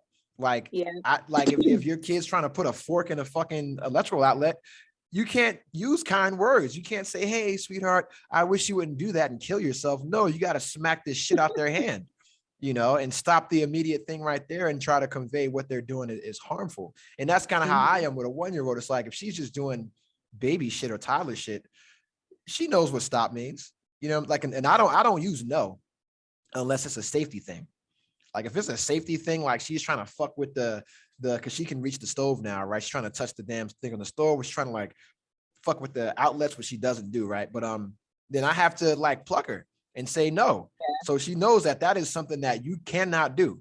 But if she like climbs on the fucking table, then I'll just tell her like, yo, get down. She understands, you know, 2-word commands and shit now. And she'll look to see if I'm serious, and then she'll get down. So I don't have to like, you know, do shit like that. But I learned that through talking to other parents, and then, you know, reading books, going to classes, things of that nature, because from our era, you would just smack a kid. You know what I'm saying? And not explain why you smacking them. Yeah. And they're like, fuck, what did I do? You know what I'm saying? You didn't tell me to do it. You know what I'm saying? You just smacked the shit out of me. You know what I'm saying? So yeah, and that's, you know, that's what I hope you pick up, is that, you know, you've worked on your parenting skills for the best interest of your child and yourself, you know. And then because you got your degree and you're working on your master's, right? I stopped working on it when the kids went virtual last year, because I chose my mental health over my degree, because I wasn't going to be able to take care of Kennedy being virtual and trying to get my master's at the same time. Oh yeah, because those kids are home, and you got to be the teacher and the lunch lady and the gym teacher, you know, and everything all in one. And that's why, you know, there's kind of like so much debate about kids going back to school or staying home. What are your thoughts on that? So being selfish, I'm like, send them to school just because I need time. but also I do understand parents that cannot get childcare because I stopped working. It is expensive. I remember when I was still in the military after I had Kennedy, my paycheck was going towards someone babysitting him so I could go to work. Like a full $2,000 paycheck, I'm talking about, going to somebody to watch my kid. And that's absolutely crazy. You know, luckily enough, we were able to afford it, but there are definitely people out there who cannot. So I understand those people needing their kids in school, but it's also not fair to teachers that they're glorified babysitters, basically, you know, because they're not getting paid that $2,000 that Sally is for sitting on the couch, you know, for each child to babysit. You know, if that was the case, they'd be making bank. And then with COVID, if they still had the restrictions in place with the wearing of the masks and the taking the temperatures and parents being honest about whether or not their kid actually had COVID, maybe we could feel better about the kids being in school. But I mean, South Carolina, our governor is going against the CDC mandate to allow schools to have a mask mandate in place. And he made a law, no masks allowed in school. Like, well, not allowed, but like, you can't say that you have to have masks in school. It's a choice. So now it's like Kennedy's going to wear a mask, but who knows if he's the only kid of 26 kids who's wearing a mask. You know, even though he's wearing a mask, he's not protected. So that's, teachers aren't protected. I have friends whose kids can't get the vaccine, even if they could, that won't be protected. You know, so it's, I don't think it should be a choice whether or not the kids, especially the ones 12 and under, because they can't get a vaccine, they should be wearing a mask if they're in school. Yeah, because right now we're like in the final stages of the vaccine being approved. They're saying it should happen next month. But and then you see like parents literally going to schools and starting riots over a fucking mask, you know, or over, you know, being vaccinated because they feel like it infringes on their rights. It's like they say my body, my choice, but then they want to apply that same shit for women's autonomy when it comes to doing what they want to do with their body. Yeah, I've had this discussion with Kevin many times, you know, because it goes to show that they understand my rights, my choice, and they're choosing not to apply it to women's rights, you know. So it goes to show how hypocritical they are and can be. But of course, we knew that.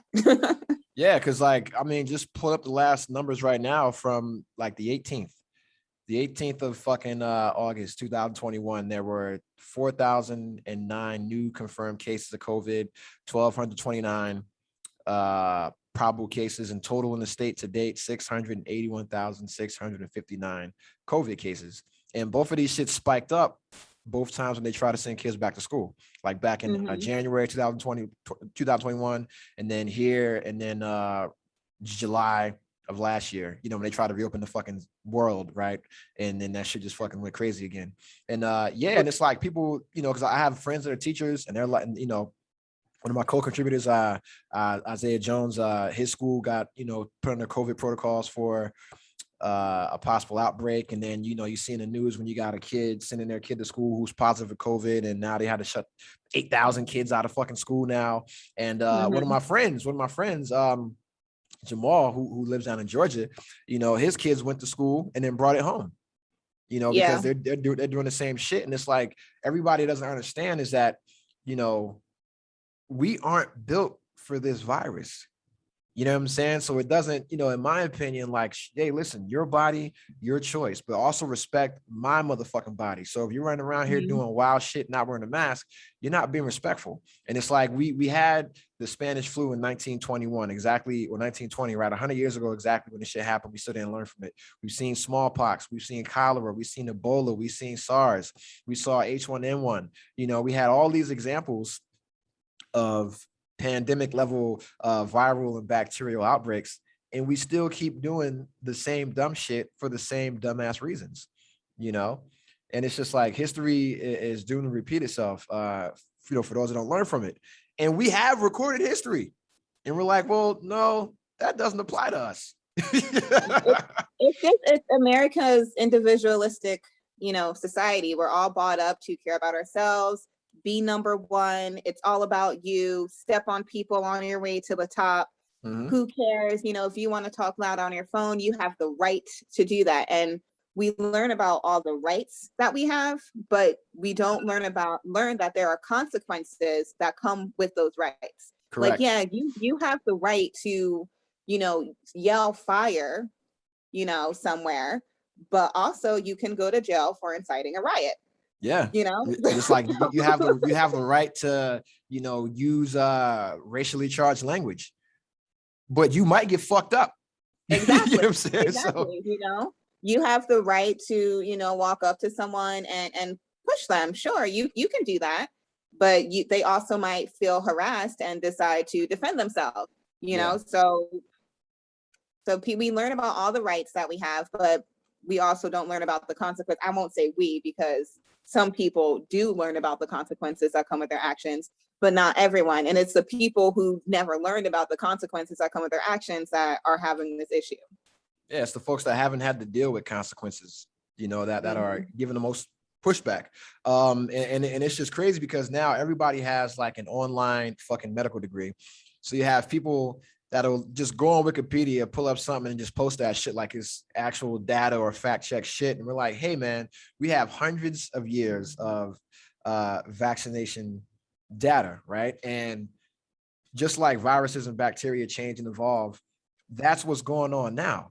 So you can't say, hey, well, how come, when you guys said the vaccine was coming out, you said we wouldn't have to wear a mask. Well, the virus mutated like every fucking virus does. That's why we have to make new versions of the fucking vaccine every year. That's why you get a new flu vaccine every year, things like that.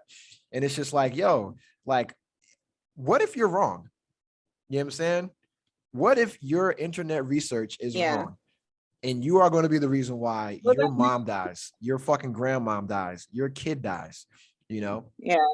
Well, I think that's a huge issue too. Like, we're so transparent with everything. And I love transparency. I feel like there's a time and a place, but I feel like sometimes we can be too transparent because there are people, uneducated people, I'm not going to, ignorant people who don't completely understand that this is the scientific process. We are literally watching the scientific process happen in real time. Like, shit like this happens all the time. They create, like, something happens, they have a response. Oh, that didn't work. We have to go all through the scientific process again to figure out how we can fix it. This is literally science happening before our eyes, and people who don't understand that are like, oh, they're lying.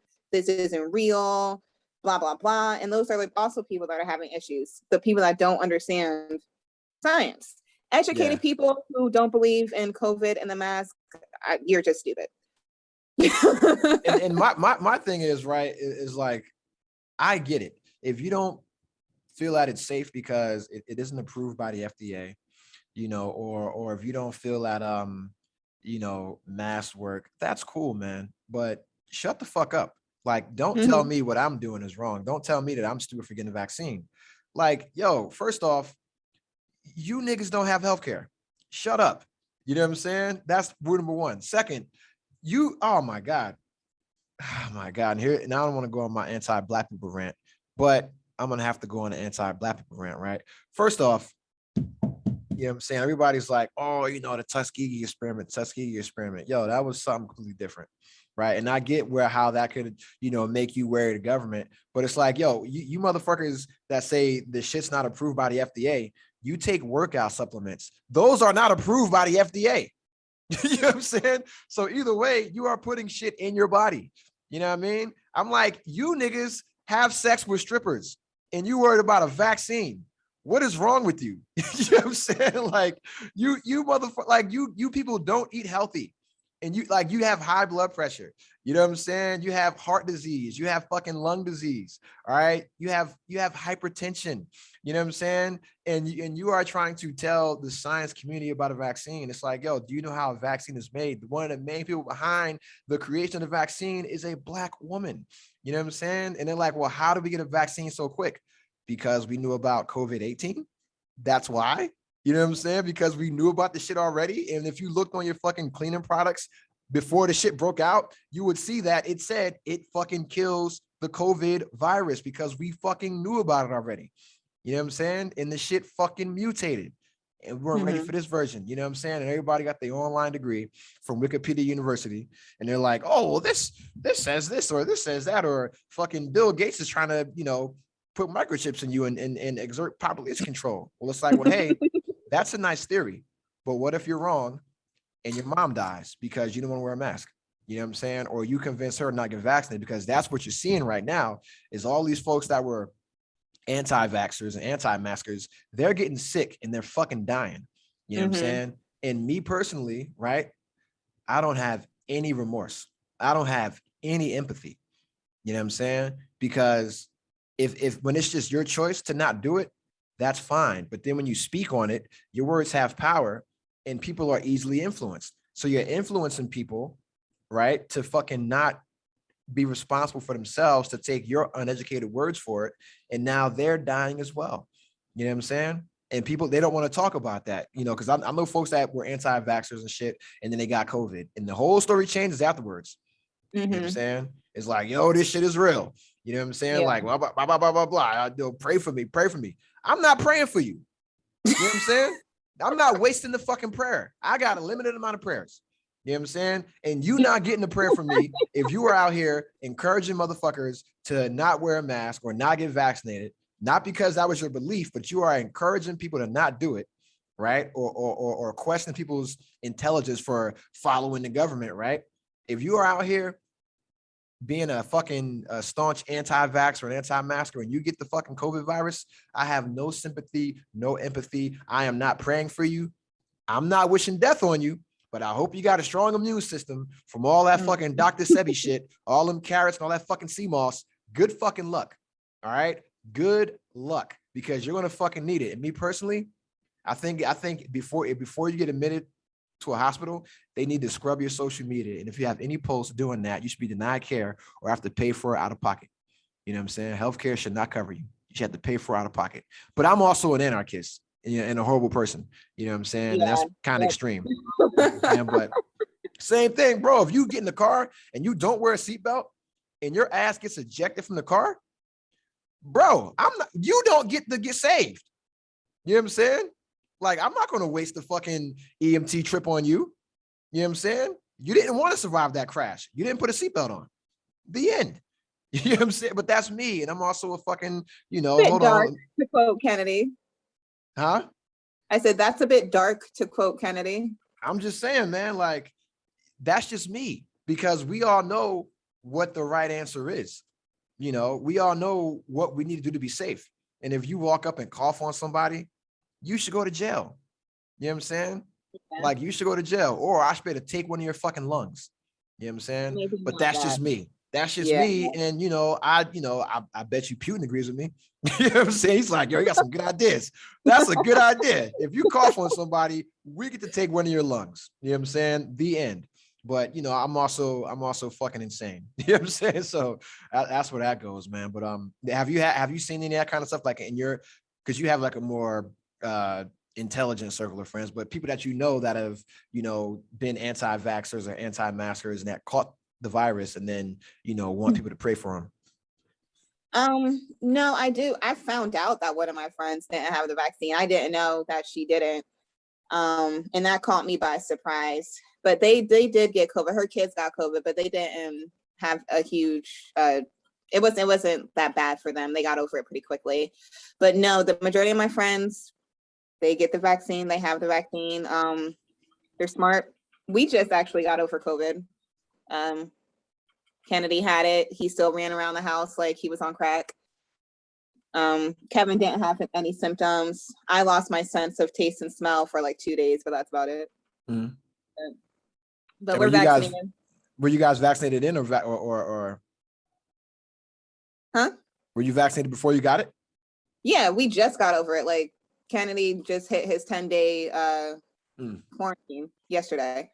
But we went to Florida, and we probably shouldn't have, Florida. It's Florida, yeah. COVID, the COVID is like part of the humidity there. Like if you look at the weather channels, like the heat index, they got the COVID index too. Like, oh, it's about 80% COVID out here right now. Yeah, like you can fucking cut the COVID with a knife. It's like the fog, it's like the mist coming in. That's what happens when you go into fucking Florida. It's like the mist. Like, I got that vid. But I mean, Florida is insane anyway. Oh my God. If you've been to Florida, I don't need to slander Florida because they do it themselves every day. You know what I'm saying? So that's what I'll say about that. God bless Florida. Good luck. Good fucking luck, Florida. All right. They are actually going to fall off of the map. They're like, remember the cartoons and Bugs Bunny would get a saw and cut Florida off. They're doing that themselves because they're just like, yo, you know what? Fuck a vaccine, fuck a virus. We'll just tough it out. You know what I'm saying? And they're going to be the way to dinosaurs. You know what I mean? Just fucking extinct. You know what I mean? It's going to be a lot of new cheap property down there. He's got to get rid of the fucking bodies. You know what I'm saying? So that's all that is. I'm sorry, man. This shit gets dark, bro. You know, I mean, part of that. I have crippling depression. And so for me, I gotta let people know, like, I look at shit, worst case scenario. That's what happens when you're in a submarine for fucking 20 years. You know what I'm saying? Like, ever since I saw the movie Deep Impact, I look at everything as a life and death situation. You know what I'm saying? Because it's like, this shit could end right now, any minute. So what the fuck do I gotta do to survive? And that's the only way I look at it, man, is like, how do I increase my survival rate? You know what I'm saying? Because it's not guaranteed. But yeah, man, it's fucking. I've got friends people I knew from childhood that were talking crazy, and they ain't here today. You know what I'm saying? They're not here today. And I've seen folks in the military that were talking crazy, and they got sick as fuck. And now they're like, pray for me, pray for me. I'm like, I don't know, man. I don't know. I was trying to pray for you a while ago, but you called me an idiot for getting a vaccine or called me dumb for wearing a mask. So you can keep that shit. You know what I'm saying? I'll save that prayer. That prayer is coming with a mask on, so it ain't gonna reach you, bro. Now I don't have any friends who didn't get. Besides the one, I don't know anyone else who didn't get the vaccine. All right, that's what's up. All right, hey, call Kevin in because now I gotta ask him some questions real quick. He's playing WoW. Tell him to fucking pause the game. Tell him to pause this epic raid. Okay, look, no. See, that's what it is. That's why I hate WoW, because you can't pause WoW. You got to finish what the fuck you doing. Tell him just take that L, dude. You tell him to take that. I ain't telling him to take that. Where's he at? I remember one time I got mad at him and I changed the password to his WoW account. Because I want to ask him about the fucking letter. Kevin. TJ wants to talk to you. This is not a good moment. He said it's not a good moment. I don't care if you're playing WoW, dude. The fucking frozen shores of Azeroth can wait, dude. You know what I'm saying? He said, can it? It's a game, dude. This is fucking real life. You know, I've been telling him that our whole 9 years of marriage, and I still ain't won that argument. So. Well. What's up? I can talk. I just can't. No, you can't talk. You have to be. This is a podcast, buddy. You know what I'm saying? He needs 5 minutes. You can talk to me somewhere. He needs 5 minutes. Oh, well, I didn't want to put you over your time for him. I know you got to go be a dutiful housewife and go make dinner. Oh no, it's cool. It's cool. I'll talk to you.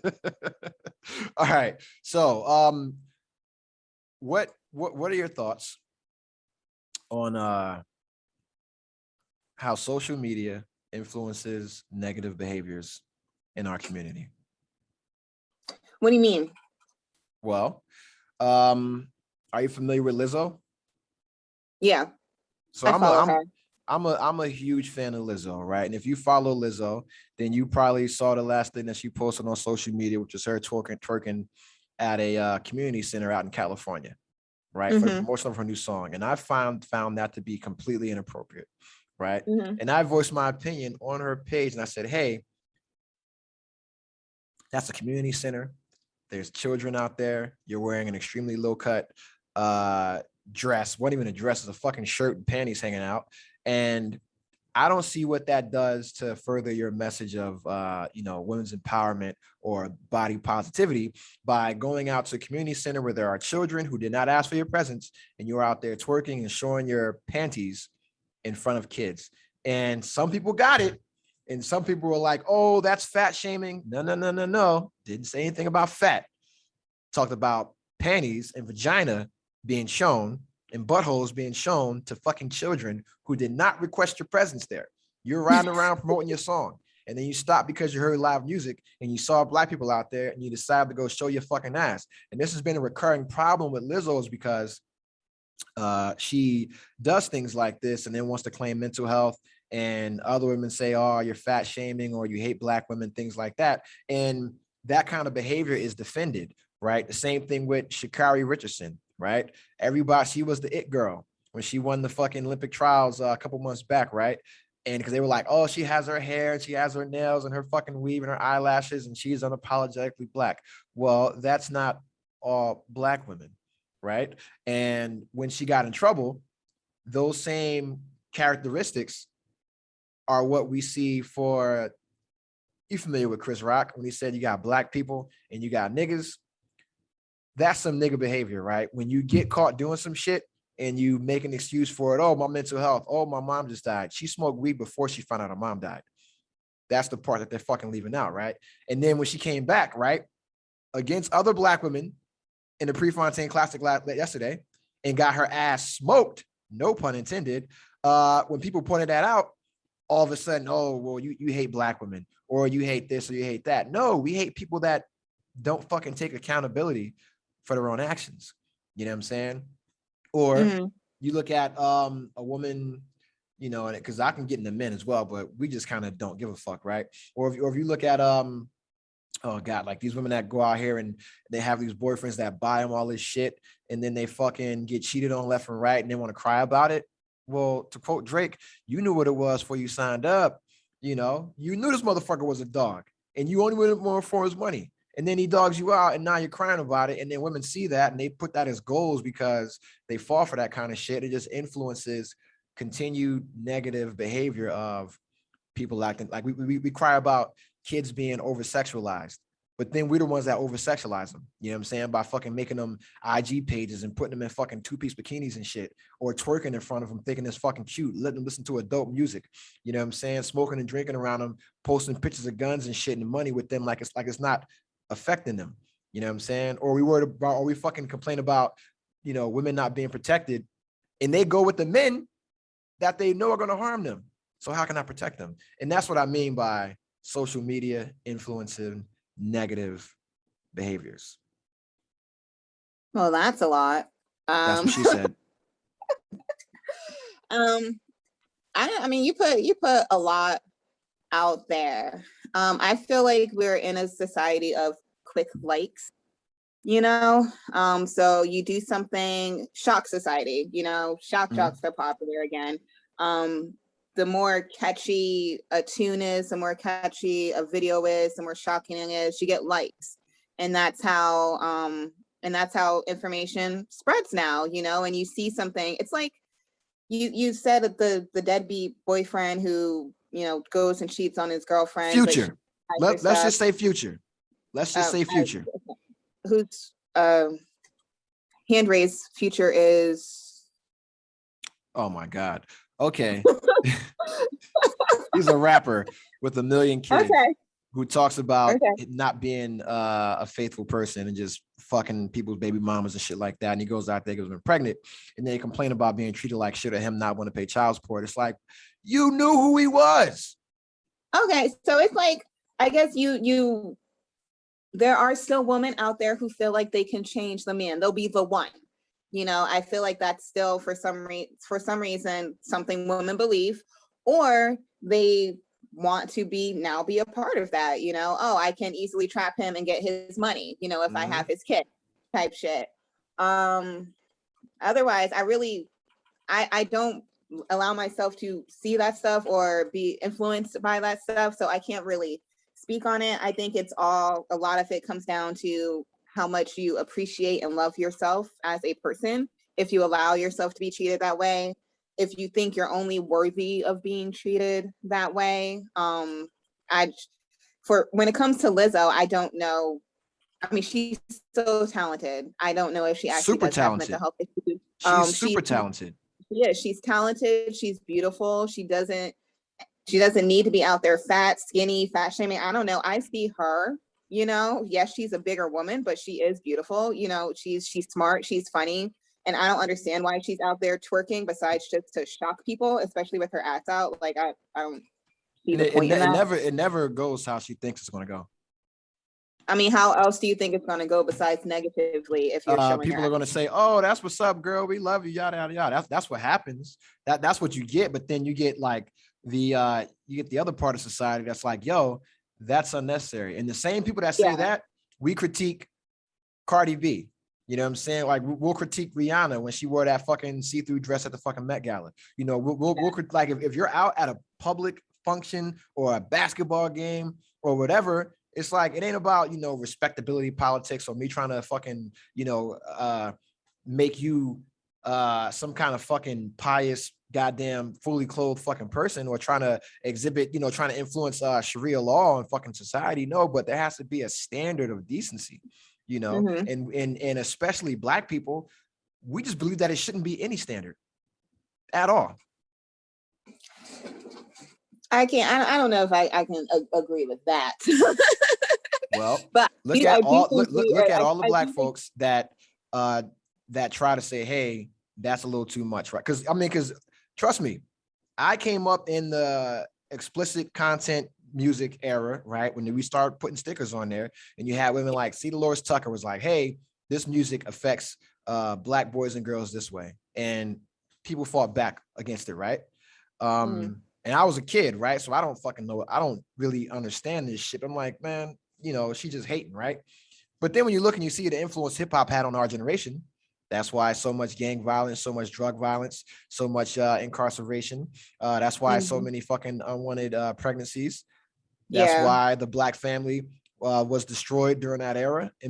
And we had rappers at the time. You know, Public Enemy was a big group, Boogie Down Productions, things like that. And they made a song called Self-Destruction, where they literally made a song about how we are going to destroy our community through the music by making all this negative shit. But the negativity, like a car accident, we pay attention to it. It's shocking. And we didn't understand the messaging behind it. I mean, right? I remember having a conversation with people in one of the blurred groups I'm on Facebook about even the R&B, and they're like, because I was trying to figure out why back in the day were girls fighting over dudes like all the time, like what the fuck, like we wouldn't do that now.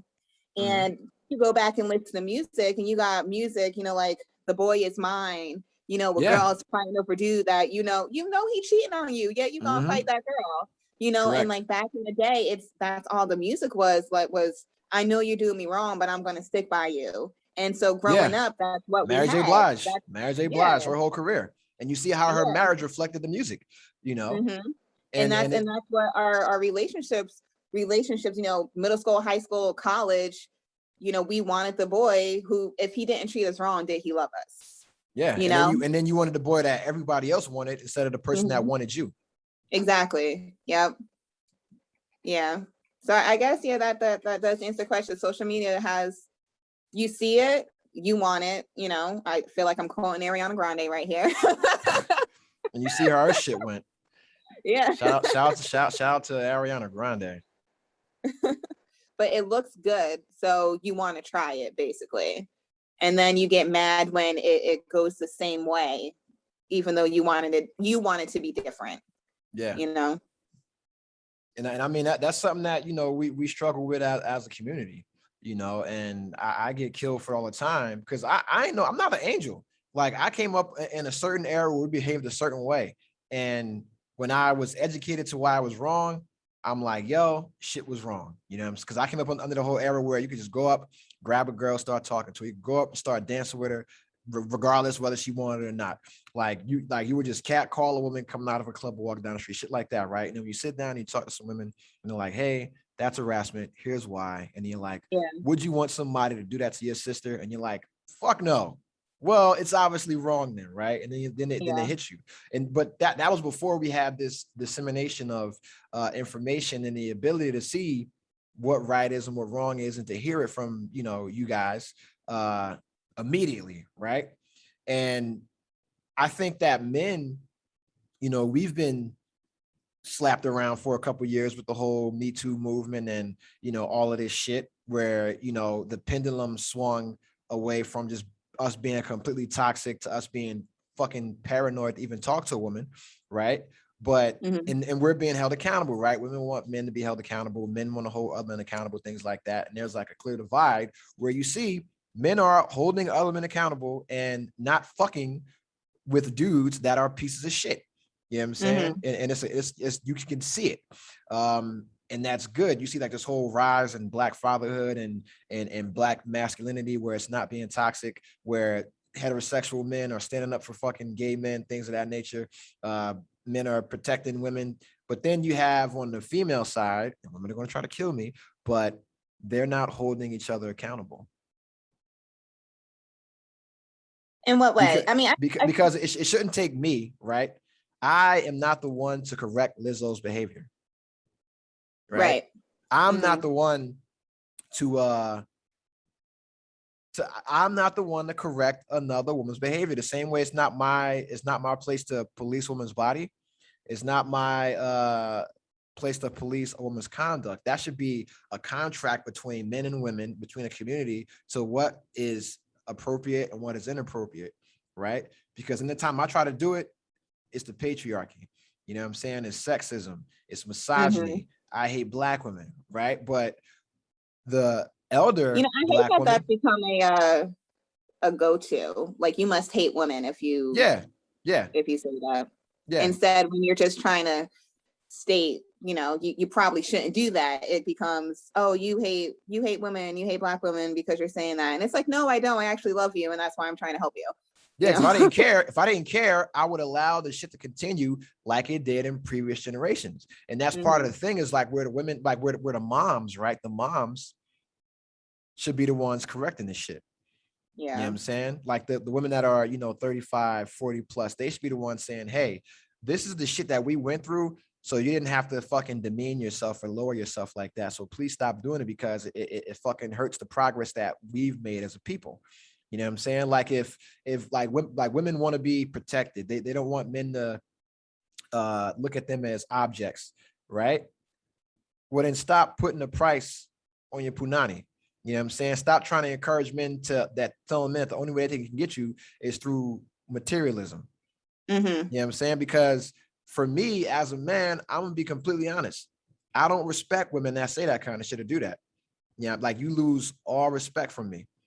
And I'm not going to protect you. I'm not going to stand up for you because you are not worth my protection. And that sounds kind of fucked up, right? But you aren't valuable to yourself. So if you don't value yourself, how the fuck am I supposed to value you? You know what I'm saying? That goes with everything. You know, it comes back to what do you think you're worth?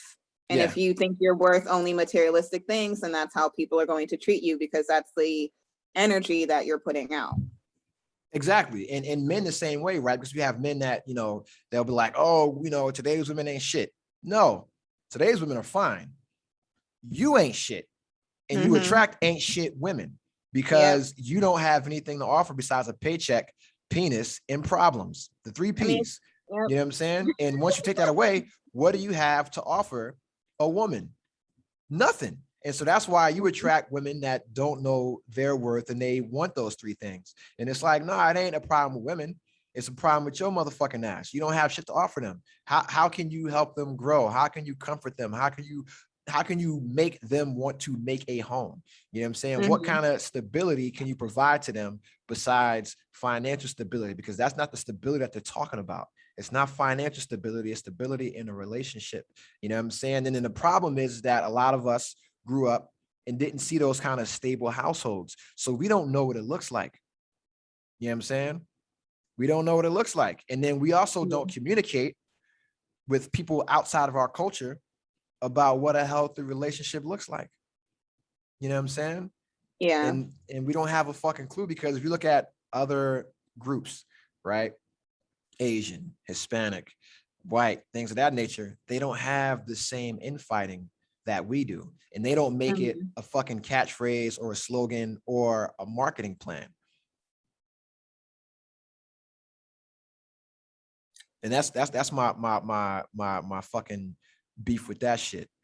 You know what I'm saying? Just with social media and just with accountability, where men have been fucking backed into a corner, you know what I'm saying? To where we can't do shit, can't say shit, but women, they want this stature and this status and this fucking pedestal to stand on, and this, because it's not about equality anymore. It's not about equity. Now it's about superiority. You know what I'm saying? Like you can't correct a black woman. You know what I'm saying? And then when you don't fucking, but then when you're like, you know what, I'm gonna go elsewhere and seek companionship from a woman that's willing to cooperate. Now you hate black women, or you're going outside your race, or you know, shit like that. Or oh, how come you couldn't choose a black woman? They didn't want me. We have to find a sense of equilibrium, because we've done a 180 where like women felt like they were being shit on all the time. And they were. Yeah. And now we're just shitting on men, but we still want those men. Yeah, exactly. Like you want us, but you know. Yeah, there needs to a sense of mutual respect basically needs to be found. And there might be a while before it's found on the grander scale, but it can definitely be found one-on-one, which agree, then 100%. Will make it to the grander scale. Yeah, because everything starts at the micro level before it becomes, you know, macro. And it's like, you know, when I put this comment on Lizzo's page, there were a lot of women that said, hey, I agree with this. You're right. Mm-hmm. That's wrong, right? And they had all these reasons to why she shouldn't have done what she did, and why my comment was not disrespectful, nothing like that. And everybody that disagreed with my comment, all they said was, you're body shaming. You know, you hate black women. And I'm like, at no point did I say anything about her being a black woman or her being overweight. You know you would have said it if it was Rebel Wilson. You would have said it if it was Cardi B. You would have said it if it was, I don't know any white singers right now. like I'm just saying, like you don't, like who was Meghan Trainor? You didn't see her doing that. Yeah. You don't see Adele doing that. You know what I'm saying? You don't see Rebel Wilson doing that. Positive. Adele was very body positive, and no one was out there showing their ass at games or on community centers or anything like that. Exactly. But then we, you know, we think that behavior should just be okay for us. You know what I'm saying? Because of the patriarchy and racism and misogyny or misogynar, like they like to say now. But I mean, for me, and that's like, you know, as a man, right? That has changed my entire approach to how I deal with women. You know what I'm saying? Because I don't approach them I don't approach them from a sense of like love and community as I should. Mm-hmm. Now it's just like, how do I not offend you? How do I cover my ass? Like I go to the gym, I don't make eye contact with any women anymore. You know what I'm saying? Yeah, it's crazy. I'm in a few women workout groups, and this woman posted angry because a guy came over to her and he didn't ask. I can see how she might have been upset that he didn't ask, but he saw that she was unracking her plates from her barbell, and he came over just to help her, and he helped her and he left, and that's it. Didn't say anything, didn't like hit on her, anything. And she got pissed about that. Like, how dare he? I'm like, I can take care of myself. And I was just like, all he did was help. He didn't hit on you. I've had like remarks said to me for like holding a door for people, for women, you know what I'm saying? Or hold an elevator, you know what I mean? Or just shit like that, you know what I mean? Or allowing somebody to go first. Like if I'm in line and like woman's behind me and she has like a couple of groceries, I'm like, yo, go ahead. And they'll get mad. I'm like, okay, well, fuck you then. You know, like I'm not saying that out loud, but that's what I'm saying in my head. Like, okay, well, fuck you. You know, I'm saying, trying to be fucking nice. Be a good person anymore. You like it's taken as you're trying to. I'm like trying to belittle you or something like that, or make it seem like you're weak or something. It's like, if I would like the door held for me, I know if I got, because for me it's like, I know as a woman, y'all got a set of problems that I'll never have to fucking deal with.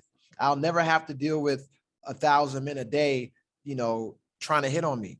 I'll never have to deal with, you know, a bunch of motherfuckers trying to get in my pants from puberty. Like I'll never have to deal with worrying about getting paid the same amount as a man or a white woman, things like that, right? So I got a bunch of shit I got to deal with. So I'm like, whatever I can do to take off a 0.5% of the stress of your day, I want to do it because I fucking care, because you're a part of my community. But common courtesy is no longer like, a thing. I'm gonna tell you right now, like, when I go out, I don't give a fuck how much you want to make eye contact and stare at me and give me the googly eyes. I ain't talking to you. You know what I'm saying? I'm not doing it because I'm not trying to be on somebody's fucking Twitter thread, like, oh, this fucking man today, held the door for me and blasé. I could have did that myself and I'm strong and independent. Listen, I know you can open the door, but do you fucking want to open every door? You know what I'm saying? Like, or even going on a date. And this is the stupid shit, right? You on a date and, a woman will pull her wallet out, right? And I've had this shit happen so many times where, like, if I ask you on a date, I'm fucking paying, right? If we're in the dating phase, right? But if you pull your wallet out, I'm going to let you pay. I'm going to let you spend money. You know what I'm saying? Don't get mad. You're not going to be like, oh, wait, I got it. Why'd you bring your wallet? Like, I mean, it's the thing, right? Like, my shit's already out. I'm the one asking for the check. Okay, wait. Okay, so that's different. Okay. Yeah, I'm like, hey, can you bring the check now?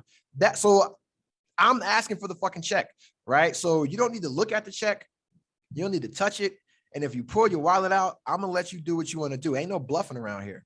You know what I'm saying? So if you want to pull your shit out, then you can pay this fucking tip. You can pay this 20% gratuity. Or if this shit is like under $50, you can pay this bill then. Shit. You know what I'm saying? Because it's like, yo, I get it. You're a strong, independent woman, blah, blah, blah, blah, blah. That's why we're out together. What else are you trying to prove? You know what I'm saying? Because then they flip it on you, right? And be like, oh, I'm financially independent, blah, blah, blah, blah. But then they want you to pay for everything. And that's not fair either. It's like, you can't have it both ways. You can't have it both ways.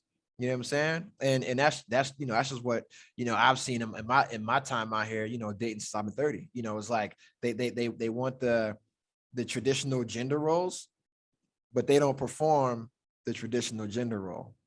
You know what I'm saying? And that's like, being nice. That's something that you talked about. You know what I'm saying? Like, we want people that are nice to us. We don't want to be treated like shit. We get treated like shit by the world. That's just men in general, because it's so competitive, so cutthroat, there's so much pressure. We in a relationship, we want something that's like nice to come home to. We want like a homemaker. If you're going to be a homemaker, a stay-at-home wife, be a homemaker. That's a noble profession. Like that. It's a choice now. You'd be surprised how many women say that you're making feminism go back a step by being a stay-at-home mom / wife. And it's like no, feminism allowed me to make that choice. Yeah. So yeah, and I mean, that's the thing. It's not like, women are making that choice and they're like uneducated or don't have careers. They're like, nah, I'm going to take a step back. I'm going to be a homemaker, because if I don't do it, it's not a home. You know what I'm saying? Like, a man can't create a home. We can build a house. We can't make that shit inviting and loving and welcoming and make it feel, nah, that's not us. That's not our nature. You know what I'm saying? That's one of the, talents that a woman has, and so it's like, because I've seen that plenty of times, like a woman will say, there'll be a career woman that's like, oh, well, I want a traditional relationship with a man that leads. They say they want an alpha. They don't want an alpha. Trust me, they don't want a fucking alpha. And they say they want that kind of man that's going to support and provide and protect all that bullshit. Then it's like, well, what are you going to do? You know what I'm saying? How are you going to support me? You know what I mean? Because supporting me is by creating a home, having children, raising children. But they don't want to do that.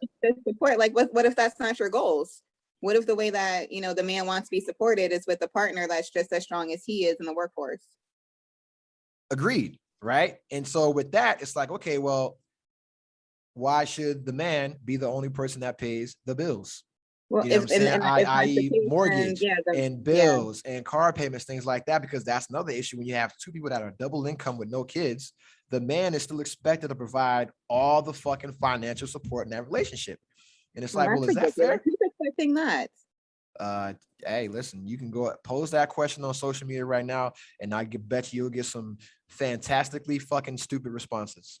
I'd have to post it in one of my groups because none of my friends think that. Yeah. Where's Kevin now? He's still playing his damn video game? Yeah, he's been waiting for you. He been giving me looks like, damn, TJ still talking? I'm waiting on him. I thought he was out there fucking doing a Burning Crusade or something like that, man. That's so last year. Listen, I know about Warcraft. Don't listen. My nerd knowledge is very expansive. You know what I'm saying? But I gotta throw some. Kevin, are you there? What was I gonna say? Well, I called your name and you didn't hear me. I'm sorry for throwing a pen to get your attention. I know. You can just get up and touch me. I'm sorry. No, you can come on the camera together.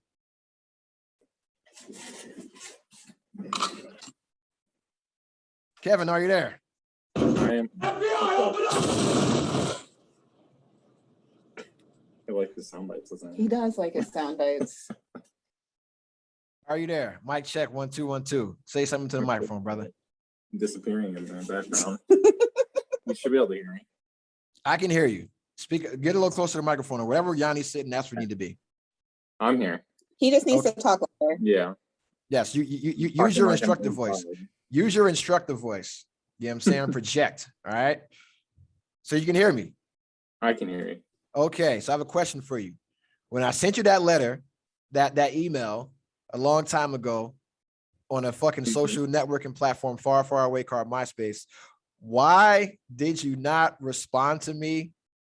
And then why did you decide to keep dating my sister? All right. I think I read the first paragraph in the letter, and then I said, okay, I'll just stop reading this now. You say, yo, this guy's insane. Well, I guess probably plus or minus. So then I just didn't respond because I didn't finish reading the letter because I thought it was kind of extra. It wasn't nice. It wasn't nice at all. I said that with you not responding, I just said it that with you not responding, I said, you know what? I respect that. You know what I'm saying? He said, you know what? Fuck you. You know what I'm saying? And I'm like, I respect that. That works. I just did what I thought was normal. Just it was a bit extra of a letter, so I just said okay, and I just moved on. Do you still have the letter? I think I can get on my MySpace. I never deleted it. Okay, well, I'd have to don't look reclaim at it. it. Or know what? Look at it. So at some point, when you guys renew your wedding vows, look at that and just say, you know what? We made it through this right here. This fucking nut job. This psycho brother. We'll get a new portrait of you and then put it in a frame next to it with you. Yeah. So the next question. All right. So why did you decide to stalk my sister and from boot camp? All right. And then why did you decide to court my sister like a gentleman in order to gain her hand in marriage? It wasn't an active decision to stalk or in any way do that. I'm joking with that part. Yeah. Oh no, there was stalking involved. And like from boot camp, I didn't like her. She was really mean and annoying. She said that. She was in A school. She was pretty mean and annoying for most of the time, but that was like her job. And then she started studying with me, and then we became friends, and then it just moved on from there. For you. And I moved up to the next step before she did, so then I had to help her catch up. Okay. So there was a point where she said that you stood up to her and said, if you're not nice to me, then I'm not going to be friends with you. And that is a very bold decision on your part, and it's something that men go through constantly when dealing with Black women. So why did you not think that you were going to die when you said that? And then how did you feel when she said, well, fuck it, I'll be nice to you? Well, she didn't say that at first. Oh, I'm sure she did. She said, okay, bye, first. I didn't really think I was going to die. I just thought she would not come around, and then I would have to move on. But you fucking drew a line in the sand. There was enough witnesses that I didn't think I was going to die, probably. I knew where I was. It probably wasn't going to work out that way. Okay. All right. So another question. All right. So getting married. Did you know what it was before you got married? the amount of No. work that it was going to take? Definitely not. This is easy. So what do you think has been like one of the most important lessons that you've learned being married at a young age and then still being married to this day in the military on top of that? I would not advise having a child that early. Okay. That's the same thing that she said. Well, I I feel felt like I like told you every- that too, but it was a little too I felt fucking like late. every person I talk to, every student we have, that's like the one thing I tell them. It's like, yep, I'm happy and I am extremely lucky. I don't know how it's lasted this long. By all odds, it shouldn't have, but Yeah. please don't follow in my steps. It's not the right idea. Yeah, do as I say, not do as I do. That's what our parents say all the time. So, all right, next question. How, and I didn't ask Yanni this question, what have you learned dealing from being in an interracial relationship? What have you learned about Black people?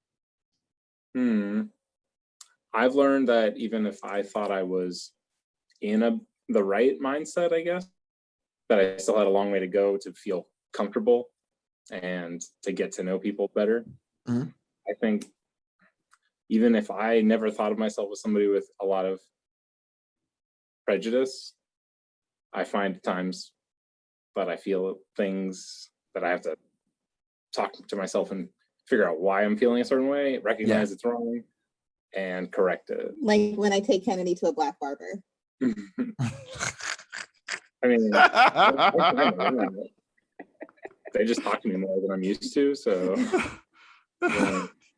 Because a black barbershop is where we go to therapy as Black men. That's why they talk so much in there, because we don't have healthcare, so we go to the barber for therapy.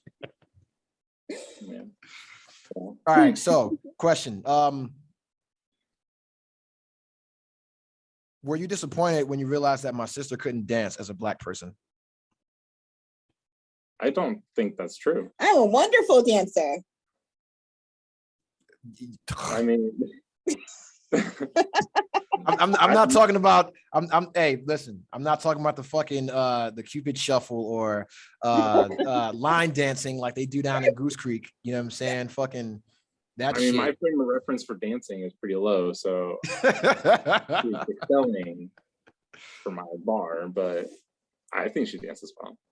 Okay, so what has been the best part of being a father for you?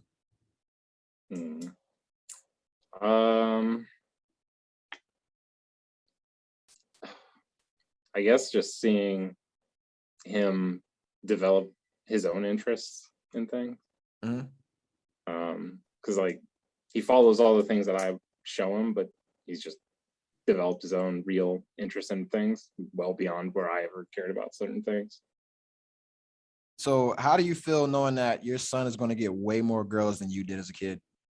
I'm less worried about it than she is. Because he's going to get all the girls, or if he's all the boys, whatever, he's going to be a little fucking heartthrob. So that's something that you got to deal with. You got to prepare him for it. You know, that's like that power. With great power comes great responsibility, man. So you gotta teach him, you know, you don't want to be Uncle Ben getting fucking shot by the dude that Spider-Man could have saved. You know what I'm saying? So just keep that in mind, man. But yeah, he's gonna be a little fucking heartthrob, man. So next question. So what have you learned about your relationship through this pandemic? I learned that Yanni is a lot better at learning things than she thinks she is. She's learned probably 100 new little skills and done things that I don't think she ever thought she would get into doing. So you learned that was awesome. You learned you were pretty good. Because out of all of us, like in my opinion, like she's the smartest, right? Like, and then Sadira, she's like the most like crafty person in the fucking world, right? I hate that shit. So they send us all these videos and pictures of stuff on like the group chat, and I'm just like, fuck you guys, because I can't do any of this shit, right? Like they all play instruments, like because they were all smarter than me from just standardized testing and what they did in school, right? I'm like the dumbest one out of all the kids, right? And so and they all play instruments and shit, which I can't do. And they all were better in sports than me, right? Which is fucking sucks as well. But and I think Bruce said that Yanni was the favorite, which is bullshit. But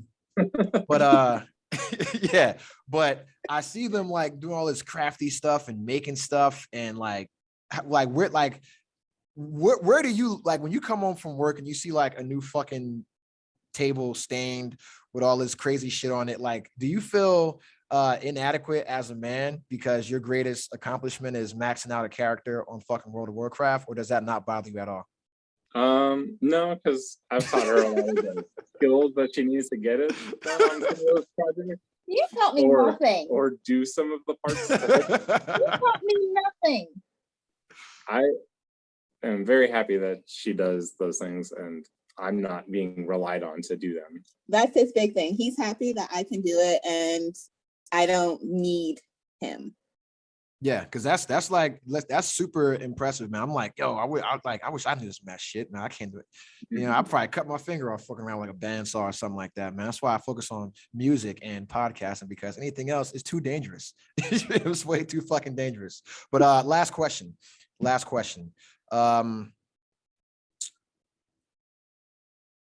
How would you rate being in a family like ours?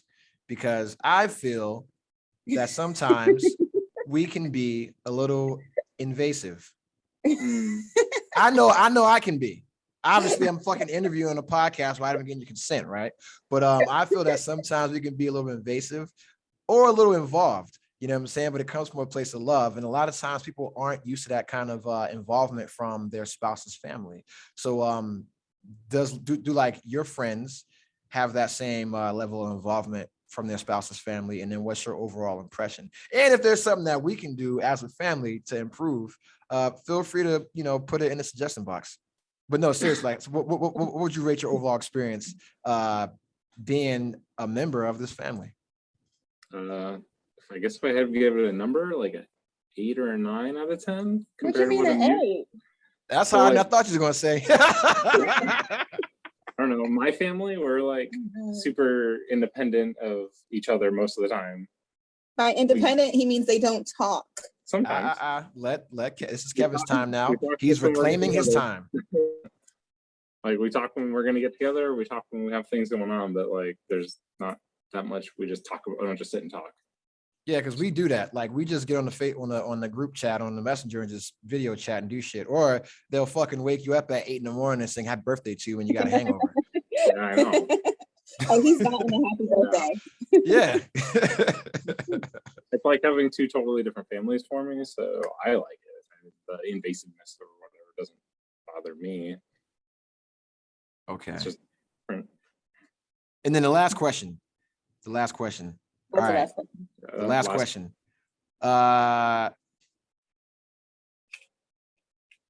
Who barbecues better?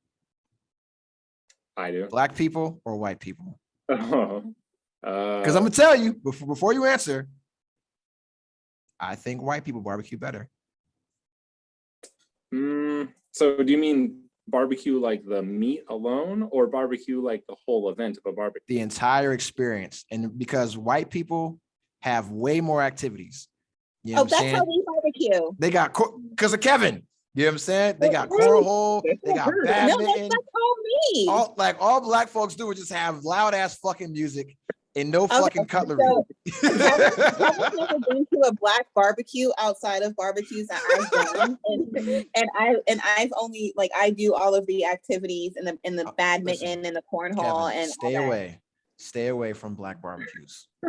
If you don't want to get into a fight about dominoes or spades, stay the fuck away. You know what I'm saying? I'm never gonna teach him, so he ain't gonna learn.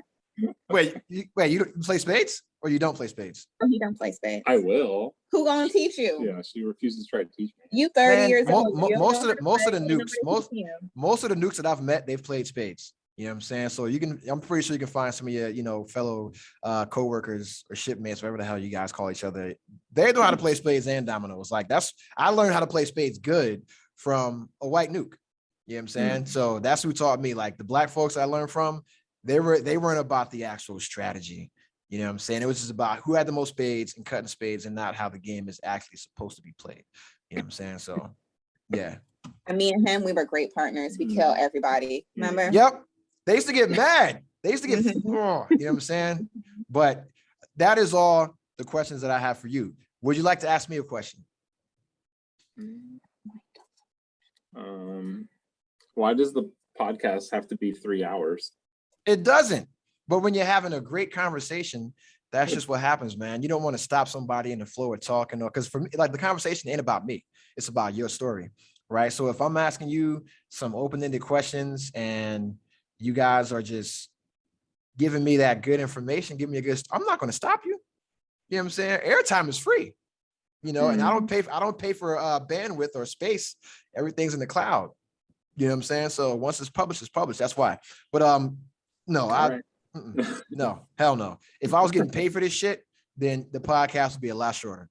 You know, it'd be an hour and a half. But yeah, no, man. This is what else would I do? I play Xbox. You know what I'm saying? I join you in the Burning Crusade. I don't have a computer fast enough. You know what I'm saying? I can barely get Warcraft 3 to work on my shit, let alone fucking World of Warcraft, dude. I'm one of them playing EverQuest on my own server, dude. Like I can't, I wouldn't do anything else, you know, but that's it. That's why it's 3 hours long. You know what I'm saying? So, That's fair. all right. Well, I want to thank you guys for joining me. You know, it was a momentous occasion. I'm glad you guys watched. Also, hey man, John Cena sucks. That's all I'm gonna say. I don't know if you watch wrestling or not, but while I have this opportunity to say screw John Cena, he fucking sucks. But that's what I got to say, man. So before we get out of here, do you guys have anything for the listening audience that you want to say? Some last words, some parting shots? Before anyone can love you, you have to love yourself. Okay. Also, stop dating fuckboys because it's in their name. Yes, stop dating fuckboys and love yourself. All I got to say, man, is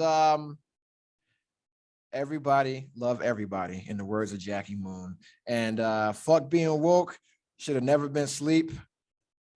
Motherfucking peace.